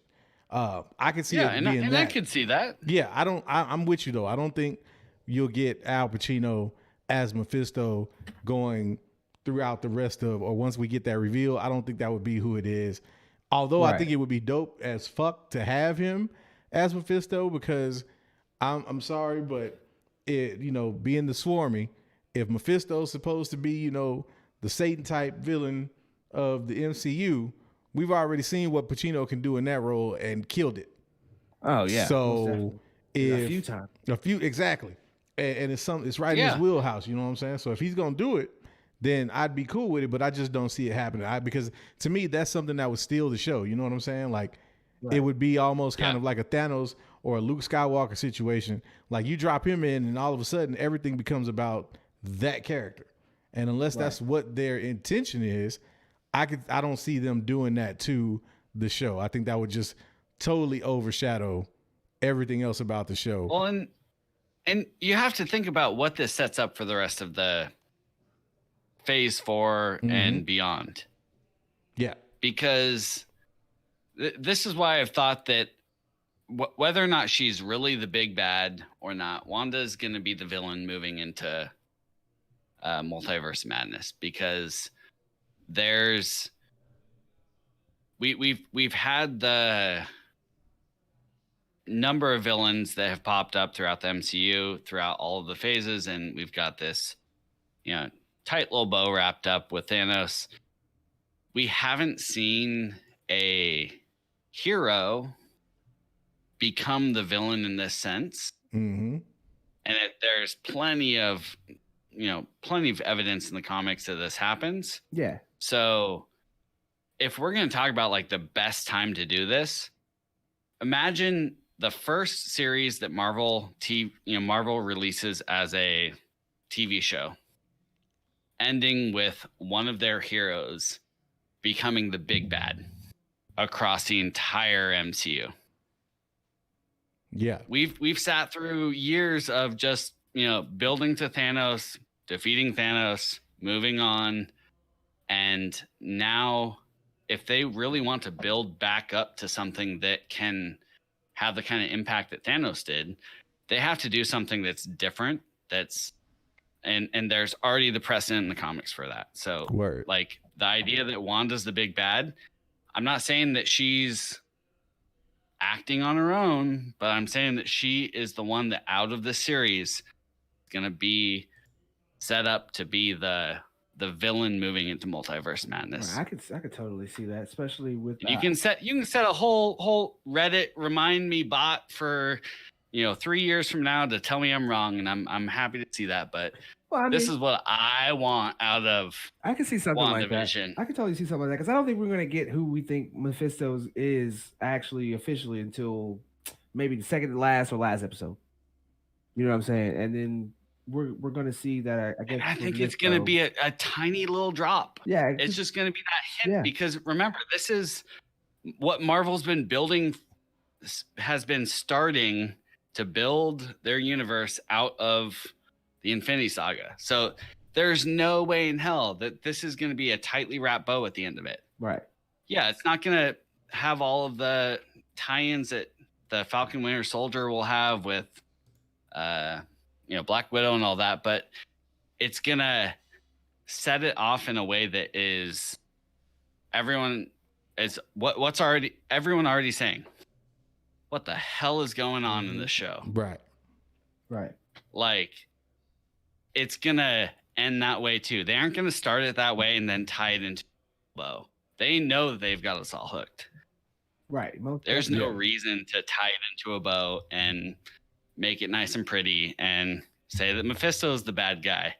They may hint at it, but it's gonna end with a cliffhanger that makes us wait another 18 months. He is a bad guy, yeah. Duh. But I mean, it's like Mephisto is the influence. Mephisto is, where we're moving forward. And whether we like it or not, getting that confirmation period from the actual source is still going to drive everybody wild while we're sitting here speculating. We could just be like, yeah, we knew this. We saw this coming. No doubt. I got another question for you. You still got a little more time, Godfather? You got to go, or? I got a couple more minutes. A couple more minutes? Okay, so I'm curious to know who this next unnamed person is that's going to be played by Josh Stamberg. Now, if you go and look on the Google and type in WandaVision cast, I know you're looking at it, but for the people in the I'm looking at it. Mm-hmm. Josh Stamberg. Now, I'm trying to look at some of his top billing that comes up for what he's known as. Drop Dead Diva. He's in there. Kate Leopold, The Affair, Havenhurst. Like, do you know about this guy? Who could he possibly be? I don't. But I will say, if you're doing the same thing I'm doing, which I'll be completely honest, I'm at the top of Google looking at WandaVision actors. Yeah. Oh, good. Yeah. Yeah. You know, Nothing- we're all Yeah. Nothing wrong with that, man. trying to get through the night. He ain't got no name. Get to the next episode. Hey, But if you- too soon. Too soon. Too soon. Sorry. If you scroll 2 more over, you see an actor that's already been in that, been in a couple episodes. So I'm not saying that Josh Sandberg hasn't. Listen, I got to get back in and take a look at the episodes, and I'm sure Willie will in the Discord channel will have a theory on exactly who Josh Sandberg is, and have about 100 different theories on that. Well, I So- think we're going to find out tonight, to be honest, because I'm looking we at, may, I'm looking but at this cast. I'm actually looking for Willie to give us that before the episode actually starts. Possibly. If y'all aren't involved in the Discord channel, hit the like, subscribe, and become a member and join the Discord channel. But join us. Willie's got some what he said. Insane theories on the where this is all going, and all relates to tarot cards and a bunch of other stuff that he's already figured out. So hop over in the Discord channel and figure out what Willie's got on his brain, and that'll give you enough to go with until another 4 hours? 4 hours, yeah. A few more hours. So before we let you get up out of here, Godfather, one last question. Rating for tonight. Where do you got us? 1 to 10, what you think? Whoa. All right. So I'm gonna reset my ratings, because I know that I said that it was gonna be like a 7 and then 8 and then 9 and 10, go up from there. I'm gonna reset the first 3 episodes as like the baseline 6. Okay. Baseline 6. They give us all the information we need to know. For us sweaties, they give us enough to make us feel good and know kind of what's going on. But going from here, it's gonna start building up from there. So I think it's gonna be a good 8. And then we'll see. I'm actually really looking forward to seeing how they're going to tie together the inside and outside, because that's what we haven't seen yet. We've just seen these little like snippets at the end, right? And from a from a cinematographer or from a art house side of evaluating every single one of these episodes as its own art house project, I really want to see how they're going to actually tie those two together. So that's what I'm looking for. We'll see if it actually holds it together, but we'll see in just about 4 hours now. Yeah, man. Yes, Indeed, we shall. Well, brother, as Thanks for having me in always, the neighborhood, man. we appreciate you spending time, taking time. Night in the neighborhood. It's always a beautiful night in the After Dark neighborhood, brother. Yes, it is. And we are thrilled to have you along for the ride. Yes, beautiful night to be a neighbor. Won't you be mine? Neighbor. Won't you be mine? Alrighty, man. Well, then we'll let you go, man. We're going to jump over here to this conversation and libation. Man. Oh, perfect. Oh, man. We had cheers. Yeah, you perfect, man. We have to have the nice little ambiance. Is the best bar I could find in the 80s, man. I hated cheers. I heard the beer and the wine. They got cable? I don't know if they're here about the cable, but I'm here for the drinks. Yeah, right. For the conversation and libation. Now, cue us some conversation and libation music. Yes, let's get that on and popping. I don't know. I think we had some good talk there with the homie on the God. That we did. Man.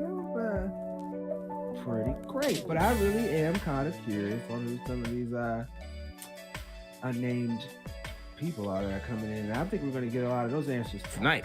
Yes, I agree. I think 4 more hours. I think they're going to open up a whole lot for us and let us know a whole lot of what we didn't know.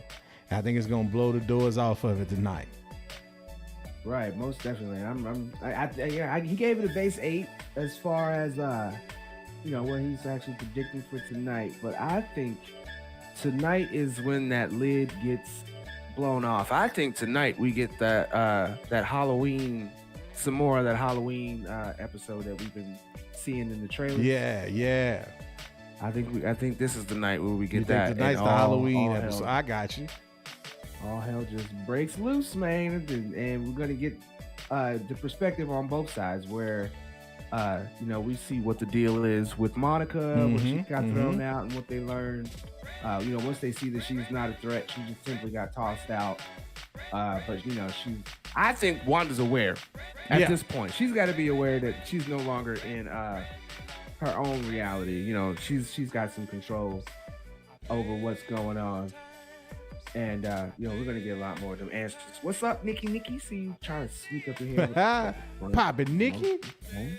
What it is. We got a few super chats that popped in while we was talking with the homie Godfather in the After Dark neighborhood. And we got Rogue Soul with the $5 holla. Thank you very much.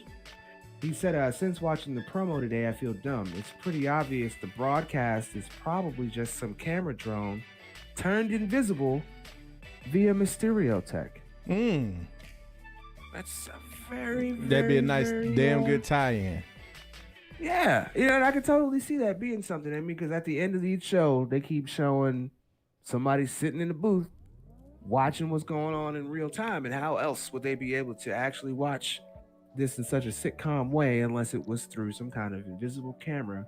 Exactly. That nobody was aware of. I like that.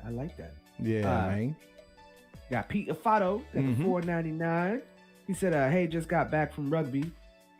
What's your guys' thoughts on... I like the way he spelled that too. Guys, the way he did it was actually it's secretive.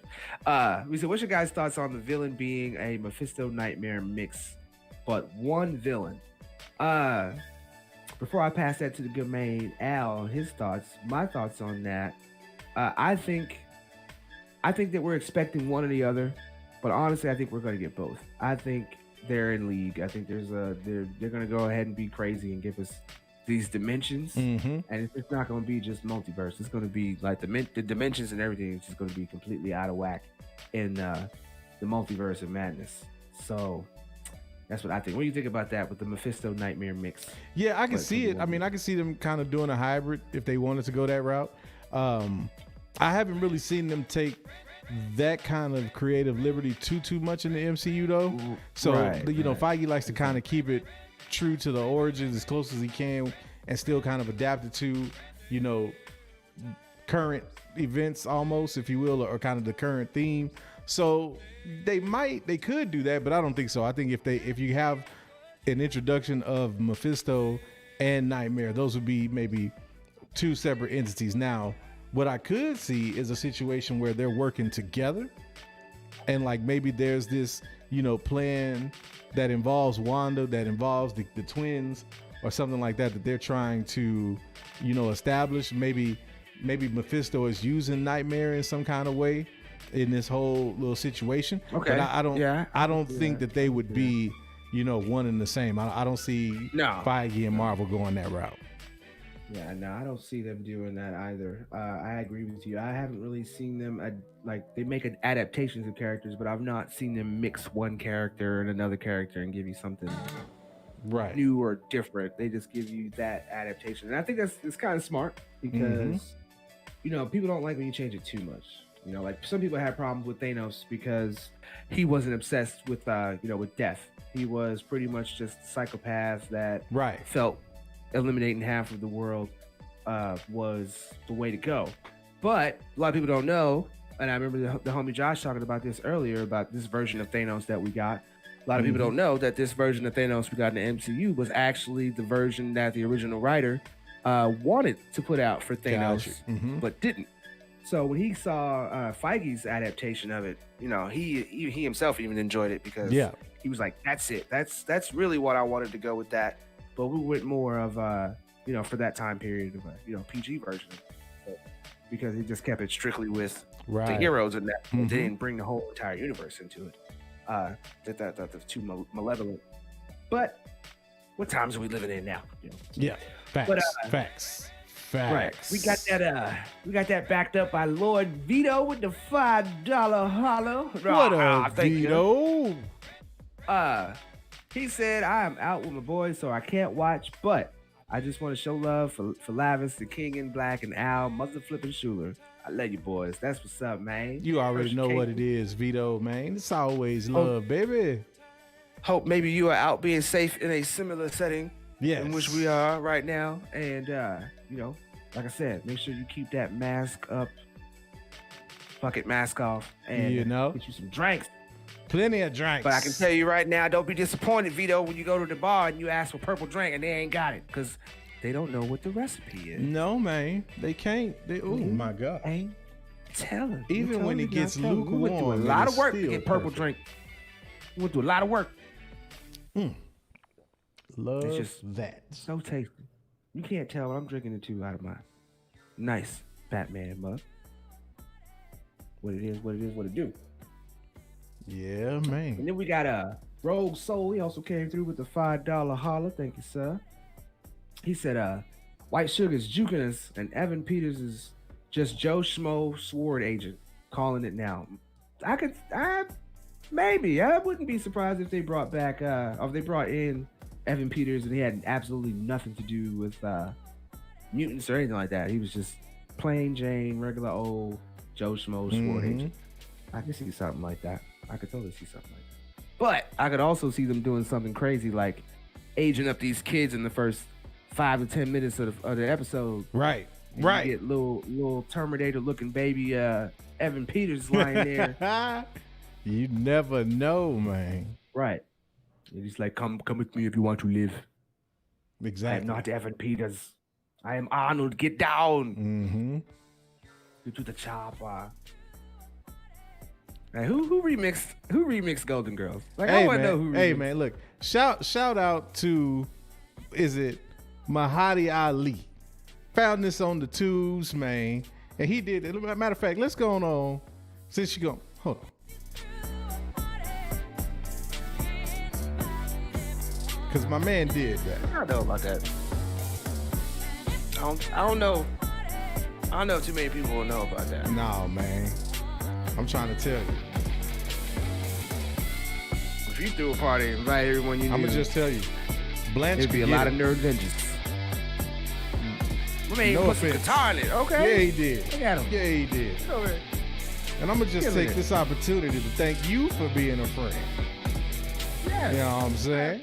Yeah. And ditto. Killed that, though. My man killed that. My man killed that. Didn't he? I want to take the time again to thank all of you, Nerd Vengers, for being a friend. Let's kick it here.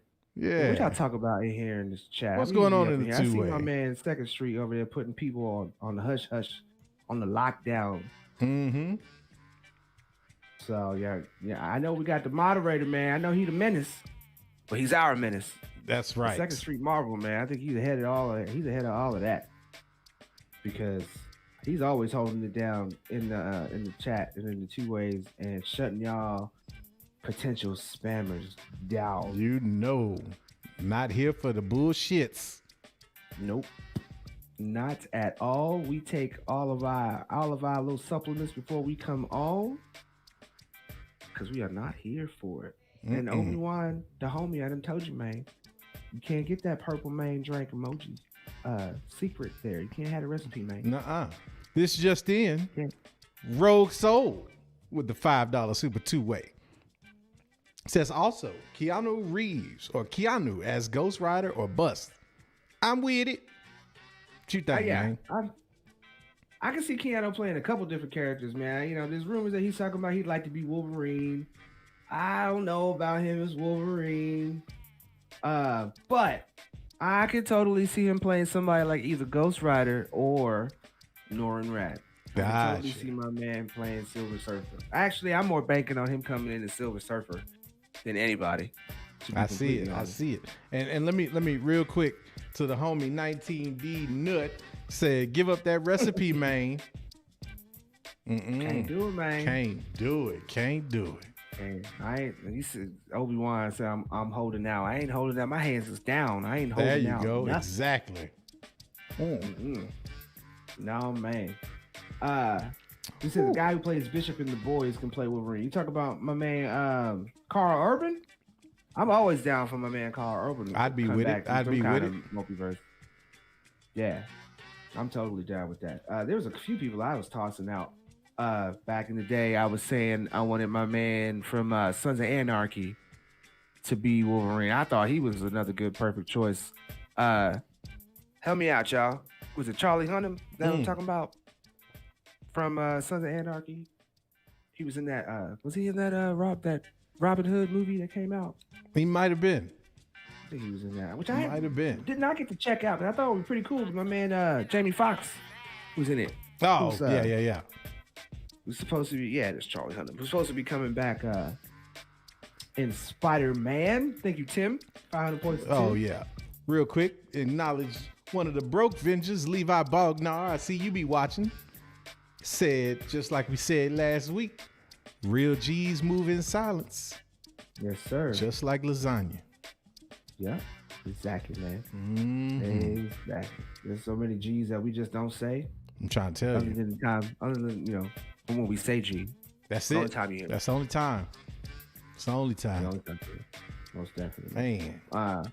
Yeah, I don't know, man. There's like so many great people that we could get from playing some of these new roles. Like I heard maybe they could possibly be Iron. How you feel about this, Al? Joseph Gordon-Levitt for Mr. Fantastic. I can see it. I don't know how I feel about it. That's one of those I'd have to wait and see. I would reserve judgment. Yeah. And I mean, I don't know. Trent, I love you, bro. But don't take me there tonight, man. Don't take me there tonight, man. Don't do it. No, don't do it. I'm going to have another sip because that's all I got left. Al Pacino as Kathleen Kennedy, I'm down. Now that I want to see. Yeah, yuck it up, Trent. Yuck it up. I got something for you. We got it as he finishes the triple distilled Al's secret blend. Oh man, I'm trying to tell you, they don't know nothing. It's so smooth. It's so smooth. Right. He don't even know what's going down. Like he didn't realize it's empty. I thought he was gonna pick it up again. I'm trying. I'm thinking I'm still got a full glass and be like, oh, right. There's ain't nothing in there. Ain't nothing in there. Nah, nothing. It's all right though, cause we riding out here in a minute. I'm gonna go to that bar and get me another glass, cause you know I low key laced them with a couple bottles when we transported up in here. I made sure to do that. Yeah, our bar got purple drink. Yeah, we stayed with the purple drink. We stayed with the purple drink. We got the fountain at our bar. Matter of fact. Oh yes, you know, we got the purple. You bring up now that you mentioned the bar. You noticed that you noticed that Josh is spending more time in our lounge than we are. Yes, actually. We haven't been back in there, and we've been stuck out here. I'm saying, like, we've been out here since, like, I'm like, we was in the Falcon. Now all of a sudden they got us going through this old TV multiverse of some sort. I don't know. I don't trip though, because at least they keep it clean in these places. It's old school though. Like when it was black and white. Now we got color, but the resolution is all fucked up. But you know, we working with it. We're getting there. We make it real, man. I'm just wondering, like, are we gonna get to the 90s? Because you know, I'm an 80s baby, but the 90s is my wheelhouse. The 90s is when little Alfred Jr. became Al in this mother. Right. I'm waiting for that too. You know what I'm saying? That's the evolution. That's gonna be a fun little ride through. Speaking of ride throughs, speak on it. Do we have a little link or whatever that we was possibly planning on getting into? Maybe walk through these 80s. Yeah. We damn sure did. If you still want to get into it, sure. We got about another 20 minutes or so. We can ride out. See how many people we'll take them down memory lane for just a moment. Yeah, I don't think there's nothing wrong with that. Although I gotta admit, I am still jamming. What's that? You big dummy. You big dummy. Hey, you know what I like most about this show? What's that? It's how my man would get on old girl. What's her name? Oh. Edna or Esther. Was it Esther? you know, Esther. I know, Esther. yes. He had the best. It was kind of like watching Martin and Pam. Yeah, exactly. That was the OG Martin and Pam. Like that was That was that dynamic all day, bro. Like that, dude. Hilarious. And you know what's funny though about that? It's like there's a generation that only know her as like the old lady from was it Friday that she was in? Like one of the ladies that came to Jehovah's Witnesses. If it wasn't Friday, it was one of them movies, man. Don't be a menace. Maybe that's what it was. And maybe they was doing a parody on that. Yeah. But Wasn't she like man. sitting on the porch or something, smoking? Something like that, man. Something. I'm about to go. Now you're gonna make me go back because now you making me my nerve injury card is getting tested. So I'm about to go back and get that right. But yeah, man, let's see what we got for the peoples. See what we can get into around here. Change the channel real quick. Let's see what we got. Yeah. I remember some of these, man. Let's see. TV shows. Oh, bro. See, look. Oh, man. Of course. Knight Rider. That was my show. Knight Rider was shit, man. You know, I was so mad. Yeah. They actually they did a movie, Knight Rider 2000, and they filmed that in San Antonio.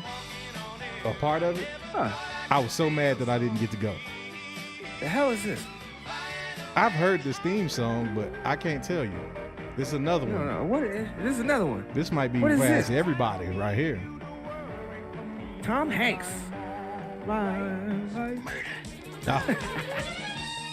This is another one. Heart to Heart. Yeah, see, look, they don't went even know way about Heart to back Heart. in the Rolodexes. I don't know nothing about this. Right. I don't know. People jumping off of roofs and stuff. Yeah, I don't know about this one. Now, don't the know facts about of that life. either. The facts of life, yeah. Let me tell you about some Trudy, Right. bro. Let me tell you about some Trudy. Chips. Oh man. Only because my moms used to watch the hell out of this show. Right. It was one of the first shows that actually let the lettering be up and locates in the capital. Now, We got here. Who's the boss? Now, this is another show. Boss. For some reason, when I was a kid, I loved this show. Oh yeah, you would be both, man. I used to rock with Tony, boy. This one too, Family Ties. Yep. It was an episode of Family Ties where I can't remember my man's name. I'm gonna pause it real quick, but I'll never forget this. It was the daughters had a boyfriend that was kind of slow, and I don't know what episode it was, but they were supposed to be doing some kind of school play or whatever, and my man hit him. It was supposed to be something about hygiene, and all I remember is my man saying, "You can walk on coal or let ninjas fight us, but be sure not to get gingivitis." That's the only thing I ever remember from Family Ties, but that has stuck with me for like 30 some odd years. It was the most hilarious shit I ever heard in my life. Oh my goodness. The random stuff that pops into my head, bro. Right. You kill it. Right. My man Michael Charles J. in Fox. Charge. Yeah, I knew about this one. In charge. Of our days. Yeah, Scott Baio. Y'all in know this about mother. Charles in Charge. Right. What he been doing lately? Serious. Falcon Crest. Don't know this. Never heard of this. Never watched no Falcon Crest. No. The last time I see the Falcon Crest was on Smallville. Why I feel like she was the villain? Why I feel like she was the villain? Oh, the Love Boat. She probably was. You know what I'm saying? Who knows about the Love Boat? Man, I wanted to be on that mug so bad. The plane, boss. The plane. Love Boat. Yeah. Don't Dallas. trust the captain. Look. This show made me mad because I feel like shows like this gave people an expectation of what Texans was supposed to be like, and I'm like, nah, no, we not. Not at all, man. Nah, some of us maybe. Fame. I'm down with it. Never saw it, but I have no idea about Fame. Debbie Allen, boy, she another one. Fine woman. Oh, I remember this show. Is this My Two Dads? Familiar. Is it My Two Dads or My Three Dads or something like that? This show was cool. Okay. Benson. Oh, bro. Benson. Look, Oh my goodness. Now we going. This was the original Jeffrey the Butler right here. Like he had that attitude that like, hey, that same dry humor, man. It was hilarious. Mm-hmm. Is this the Vice? Is this the Vice? I think it's Miami Vice. Yeah, it's got to be the Vice, man. Got to be the Vice. Yeah. Everything that had nothing to do with being a police officer. Nothing at all. Unless you was Yep, but she was up there Simon on and a Simon. CIA type level. Right, you know what I'm saying? So she was It's vice. another one I ain't know too much about. Moonlighting, heard of, never watched it. Yeah. Never watched it. Really. I wonder if they're gonna have Murphy Lee on here. Was Murphy? Not Murphy Lee. Was Murphy's Law. No, not Murphy's Law. What was it called? I know what you're talking about. Murphy Brown. There you go. Murphy Brown. Oh, the ABC Friday night. Oh, Max Headroom. man. Oh my God. Yeah, I remember. Max Headroom. Yeah, he needed the Max Headroom. Perfect Strangers. I used to love this show. So look, side note about this joint. So Perfect Strangers was actually the show where Harriet from Family Matters worked as an elevator operator and ended up losing her job, and that was a part of the spinoff from Family Matters. So if you watch Perfect Strangers, you'll see episodes where Harriet from Family Matters is in the show, and basically when they did Family Matters, it was a spinoff, and they threw her character in as a tie-in on that. Right. And you know, that was the great thing about the old TV shows back in the day, too. Like, how many of those actually were in a connected universe? You know what I'm saying? And nobody ever really paid much mind to that. Exactly. You know what I'm saying? Everybody geeks out because Kevin Feige's doing it now, but like, you had shows that was doing it kind of like that on back in the day, just not on that level. Already. Now, this right here, not on that level. this right here, 18. this right here, man. Let me tell you. Yes, that was that show. You couldn't mess with 18, bro. No, man. Made Mr. T a household name. 18. Couldn't even see teams. Airwolf. I remember it, but I don't remember watching much of it. No. This looks more like a video game. And of Is course, this the everybody's Dukes? most favorite. Yeah. Got the Dukes of Hazzard. The Dukes of Hazzard. Never mean no harm. Hey, Yeah. that was that theme song right Yeah, there. it was. Magnum PI. Magnum PI. Hey, You know, bro. Magnum PI. They had some swag Hey, going Tom on. Selleck was the truth in the man. 80s, though, wasn't he? Yes. Hey, Yes, he was. Remember that movie Runaway with them little nasty, little spider-looking robots? And yeah. Mhm. Silver Spoon's another classic. I one. keep hearing about Silver Spoon, but I've not watched it. So I Can't say remember. I I remember vaguely remember Silver Spoons, man. Vaguely. He just was like an older Oh, version of Nell Michael Carter, give me a break, boy. Mm. I didn't like this movie because it reminded me of all my aunts. I was like, I deal with this every day. I don't want to. Jackson. Right. Buck Rogers. Now, I've heard of Buck Rogers, but I didn't watch it. Nah, me either. Didn't watch Buck Can't lie. Rogers. Didn't really get What if down we with got the Quantum butt. Leap on here? Wasn't Quantum Leap also back in the 80s? The Fall Guy. Ball guy. If this song got a black star, I know why I didn't watch it. I just did.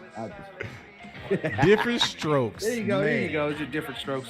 There you go. 19D. Net. There it is, boy. If this wasn't the most It's a unrealistic different shit, I haven't this seen did different not strokes. in ever forever. happen. This would never happen.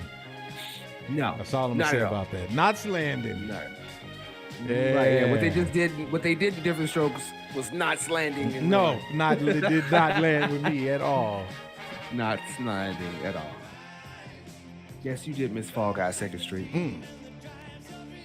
Which one is this one? I don't know. It's They got me MacGyver. on this one. If this is MacGyver, I don't remember MacGyver. No, I was gonna say because I watched okay, MacGyver Hardcastle and McCormick. McCormick. Don't understand. There's your deplane. Fantasy. There you Deplane, go. boss, deplane. Deplane, boss. Deplane.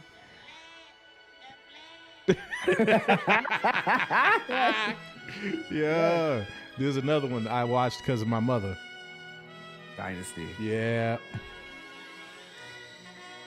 Oh man, I see he had that purple drink too. You saw him? He was sipping that Right. drink. Yeah. Oh, Punky Brewster, bro. Man. Man. Now see, I knew the cartoon Punky Brewster more than I did the show. Oh, really? Yeah, Okay. I watched the cartoon more than I did the That dog looks sad as hell.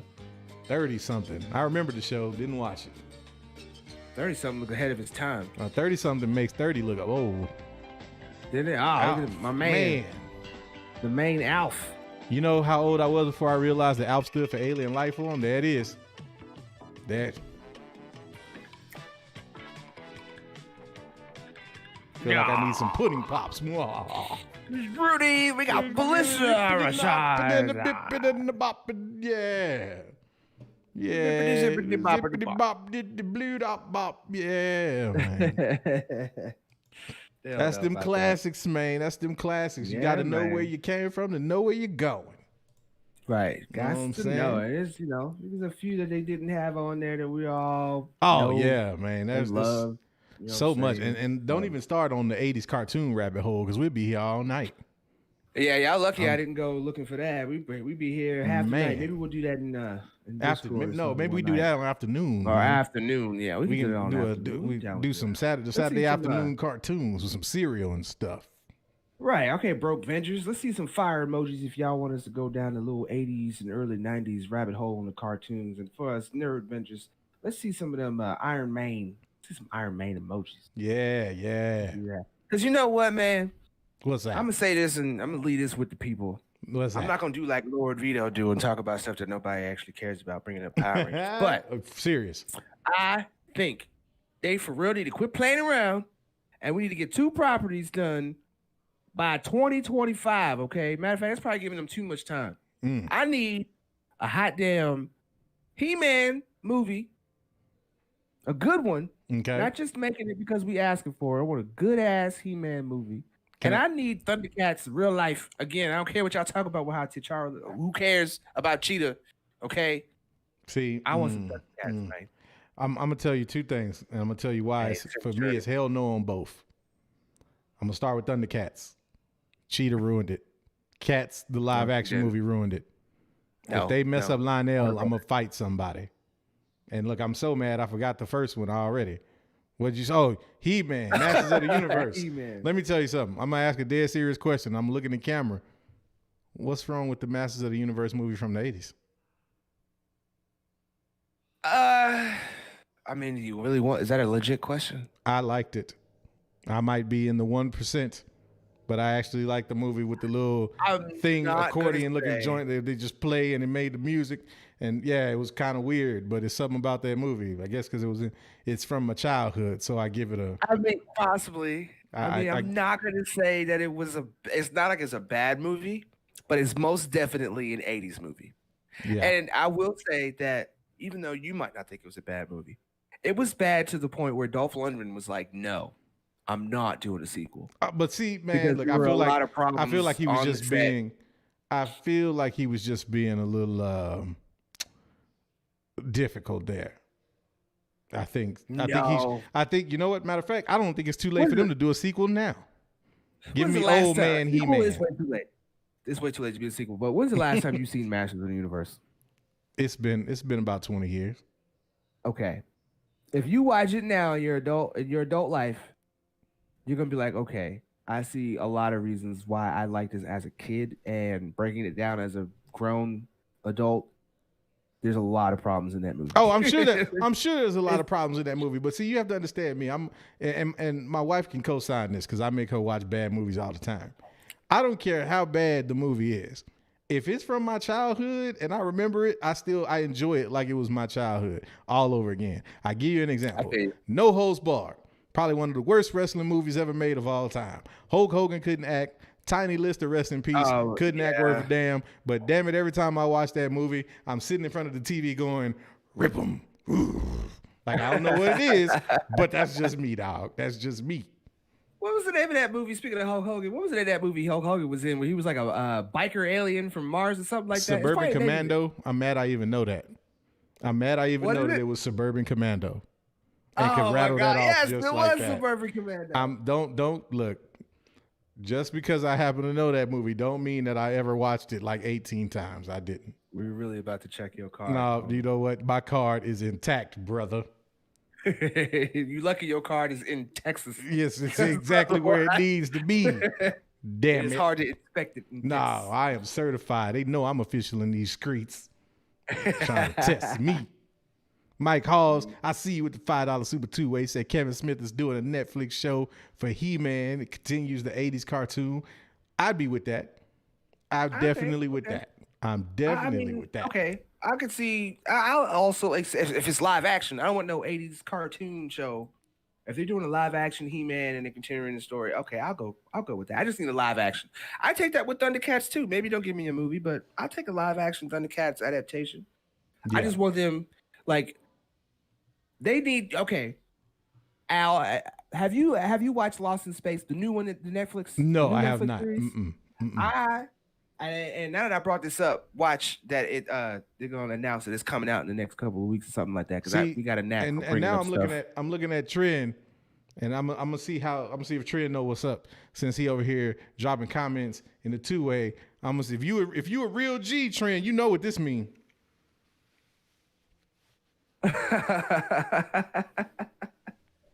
Let's go. I can't even get it in. Let's go, Trent. When I turn the hat backwards, you know what that means. I'm getting ready to tear somebody's biceps off. Yep. Lincoln Hawk was my dude, man. Don't get me started. I'm like, look, y'all taking me back. It's like a switch. You know it, Trent. Right. Boy, that's the movie right there. I'm trying to tell you. Most definitely. Let's go, boy. Check out Lost in Space. That's on Netflix. The series on Netflix. Okay. Compared to all other adaptations, even the old school one, like you gotta be really old school to probably like the original Lost in Space. Okay. And they did a movie with Matt LeBlanc or whatever. That movie it was okay. If you watch how they redid Lost in Space on Netflix, if they did anything like that with either He-Man or Thundercats, especially Thundercats, you would like it. That's what I'm saying. I'm with that. That's what's up. Now, since we doing that, I have one wish that I want to see a live adaptation of. GoBots. I seen somebody pop that. I want to see a live action GoBots remake. So what if it was the bootleg Transformers? I still liked it. It was still good. I want to see some GoBots. Right. I think I seen the same person who popped that at GoBots in Centurions. Hey, I remember we brought that up before. The Centurions would be a good one too. That's what's up. I'm with it. I'm telling you, man. Like, if you aren't familiar with that, that's the dudes that like they attached machinery to their exoskeletons or whatever, and they could become a tank or the airplane. One of them's a tank. No, I totally missed that. And, I totally missed some that. kind of submarinable type vehicle. They Oh, all became gotcha. vehicles pretty much, which was pretty dope. That's what's up. Yeah, I'm with but, that. You know, it's 80s. You know. So. I mean, look, the 80s, they would just slap about any. Look, they saw that there were Ninja Turtles and decided to do. Well, that was maybe early 90s. But it was like they went from Ninja Turtles to Samurai Pizza Cats. So, yeah, you know what I'm saying? It was just like, if it works, hey, copy that shit and let's roll. Right. And what was it? Biker Mice from Mars. They was just slapping anything on anything back in the day. Totally was doing that for sure. Check out. You fan gesture. Okay, I'll check that out. The Thundercats fan trailer. Some of these fan trailers be official. Official, man. Hell yeah. I see you, Coco Animation Studios. What's good? $5 Super Two-Way says, what's your favorite 80s what's your most favorite 80s cartoon is? Ours, since we're a small movie studio, is Scooby-Doo and Inspector Gadget. Let me tell you, Inspector Gadget was so damn live. I wanted to be Dr. Claus so bad. Just because I wanted to be able to like have people thwart my plan every week, and I'm still sitting back like, I'm going to still be all right. I'm going to get you. I'm going to get you next time, Gadget. Next time. But man, for me, 80s cartoon, I have to go with the Transformers, man. Like the Transformers was too real. Transformers had me in my emotions way too early. And second behind that would probably have to be, and I'm almost ashamed to admit this, but I'm going to say Wonder Woman 84, a.k.a. Care Bears 2. Oh, goodness. Oh, you know I'm not gonna ever leave that shit alone. Never. Well, yeah, I know you ain't. They ain't never gonna die. They ain't never gonna die. I don't know, man. There's so many that I could probably bring up, but like I don't want to because we're gonna do this on afternoon. We got to save some of it, man. We got to save some of it. Cartoons that came out that I even still watch, but yeah, I was down with Inspector Gadget, and we already said the Turtles. I was down with that, but I will have to say, we'll pull it out of the hat. Probably it's the cartoon everybody forgot. The Snorks. Oh, bro. I remember that. Man. Snorks. Yes. Come on, man. They was live. They was totally live. I was down with the Snorks. Right next to the Smurfs. That's what I'm saying. That's what's up. Almost missed this, but we had Jonathan Velasquez with the $2 earlier. He said, get down on my good foot. Jukebox pumping tonight. I guess that's when we was banging her. Oh yeah, we had them bangers going, man. They wasn't ready. I'm trying to tell you. We were English and brought y'all that bangers and mash. Mm-hmm. That's what we do. You know how we do. Well, before we step up out of here, we got a few more minutes. I don't think we asked the two-way. No, what they expectations no, we were. sure didn't. Yeah, we got to get those. We got to get those predictions before we get up out of here, Yes, man. So, what are you guys thinking? You thinking this episode is gonna be one of them good episodes there? Yeah, You know, scale of 1 to 10. Let us know what you're thinking. You think it's gonna be a 10 this week? You think it'll probably be somewhere around 8, 9? You think it'll be lower? What you got? What you got? What you think, Al? I didn't think I heard what you was on. No, you know, I've been kind of on the 7.5, but I'm going on out. I'm going on and step it up for this episode. I think we're getting about a solid 8.5 tonight. I think we're getting a solid 8.5. I'm still reserving for my 10 for the old snap, but 8.5 tonight. Right. I think tonight could be very close to a old snap. I think tonight is gonna be one of them nights. Well, I reserve the right to change my score, but my prediction. Right. Pain. I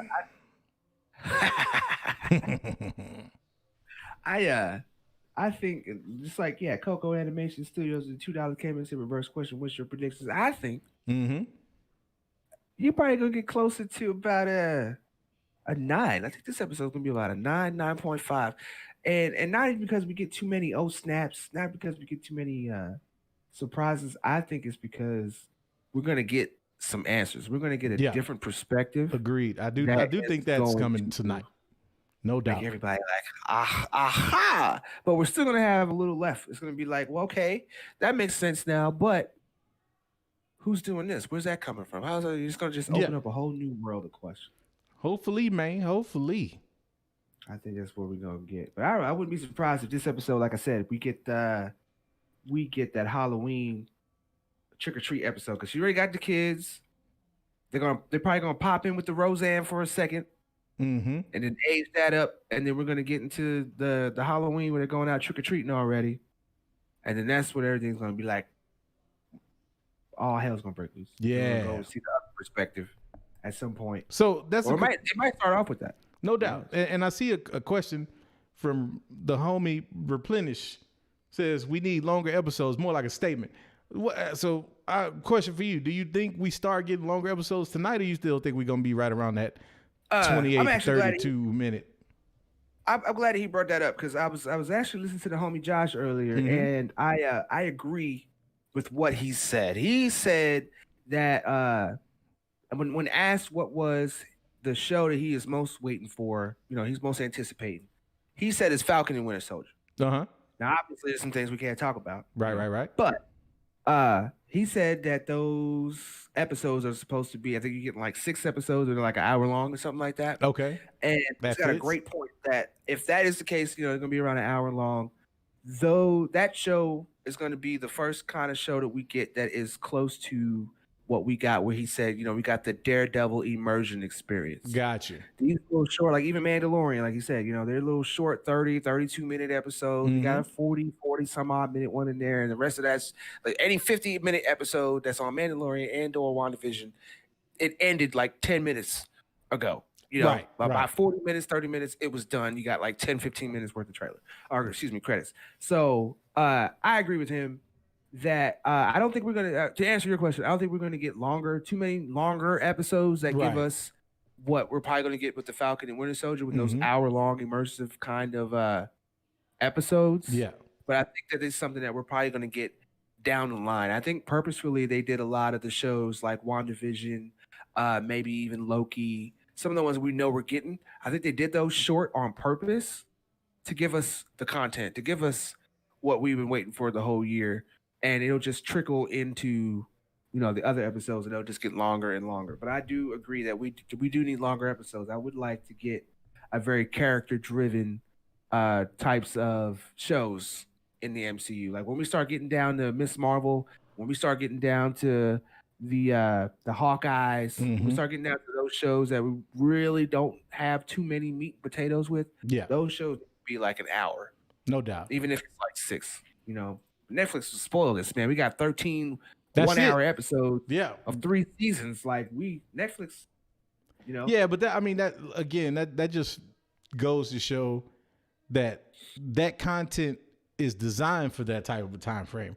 Shows like WandaVision, shows like Mando, as much as you feel like you want to see a longer episode, I think if you stretch out those shows to an hour, then you're looking for, there's a lot of filler. Whereas when you break it up in the right, when you break it up and chop it up into the right amount, then it's just enough for you to move the content forward. So I'm not really tripping off the episode length for WandaVision. I think, maybe we get a couple of episodes that go stretch maybe the 40-minute at the max, but I'm with you. I don't necessarily see them going any further than that, though. Right. Yeah, I agree with that. As a whole, it's the beginning of it.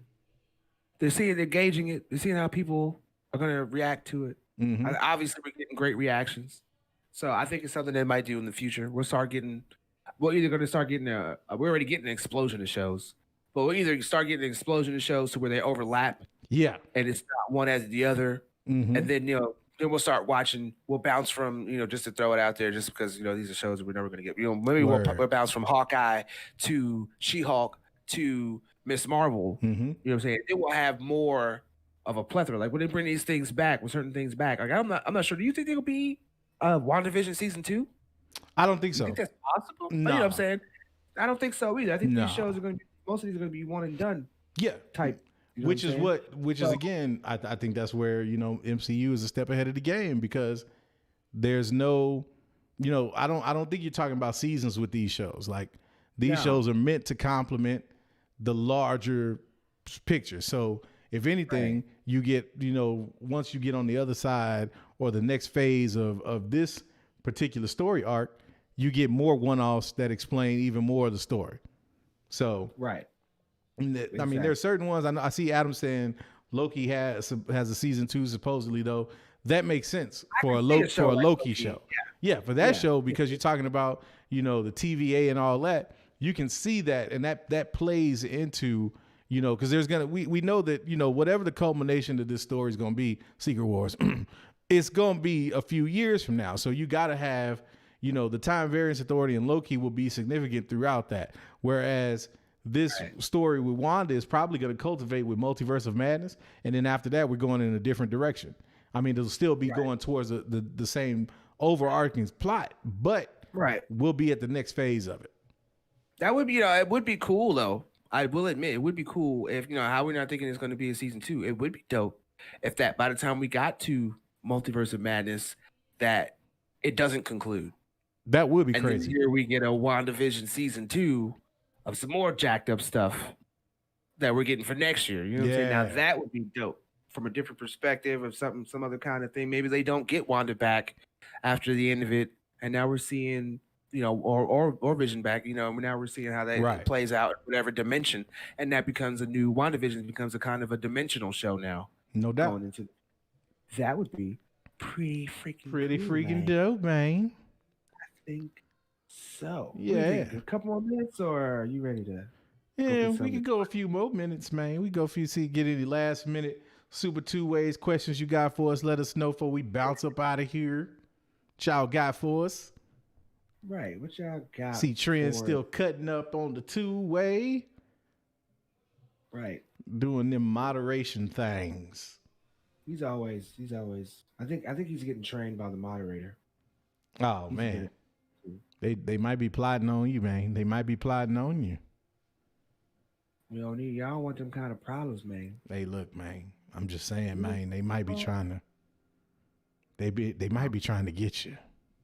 No, all I know is they might. Let's just hope they're not trying to send you to that room. Right. You know what room I'm talking about. You know what room I'm talking about. Do I shit before I walked in the room?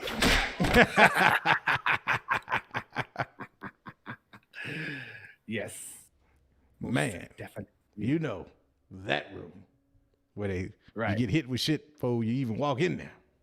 Right. That room. Shoot. That room. Well, now we ain't trying to go in that. Or you could be trying to go to the upper room with Jesus. It could be the upper room. Not sure if we're trying to. I'm not sure if I'm really trying to go in there. No, not quite yet. No, we still got things to do here. You know what I'm saying? We are not finished yet. Not even close. Like in the 5 heartbeats, you know. You get out of my head. Get out of my head, because I was just thinking that I need that clip. Because there's so much of life's ahead. We got so much to do. Yes. Dance break. Yeah. But look, don't look. You finna get me started. Look. I had to ruin it on purpose. You know, I can't get you too hyped. You know. It's the purple drinks kicking in now, man. You know, it take a minute. I think Adam might have been on some of that purple drink too, because he's getting misunderstood here in the chat. Oh man, sarcasm. I see that. A little too much of that purple drink. Holy. See, now we gonna start. Now we got people already trying to talk about what season 2 of these shows would be like. We barely even. Let's done with season 1 of the first show. Let's just enjoy the first season, y'all. Come on. Come on. Y'all already trying to move us toward the future. You know what? Then on that note, like we always say, you ain't got to get home, but you got to get the hell up out of here. My man, should we leave him? Leave him with a little more of that golden girls, man. Oh man, let's definitely hit him. Let's leave him with a little more of that golden girls and get on up out of here, man. Because we are glad that you are a friend, Nerdventure. Oh yes, thank you for being a friend. Yes, and we will see y'all in the next episode. Yeah. Hey. After dark. Oh, wait a minute. What was that? Did you change the channel? Went a little too far. Right. I saw you twist it down a little bit. Yeah, I was trying to. Hard maybe if you turn it back counterclockwise, like a half a millimeter, we might be able to see something. We ain't gonna go there. We ain't gonna go there. Remember that. Kick that guitar, goddamn. Yes. Kids today will never know.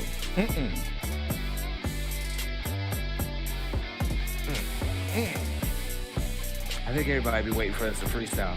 I promise they do. Maybe we'll give it to them one day. Maybe one day. But in the meantime, I'm going to make sure that we remember the Nerdvenge every day.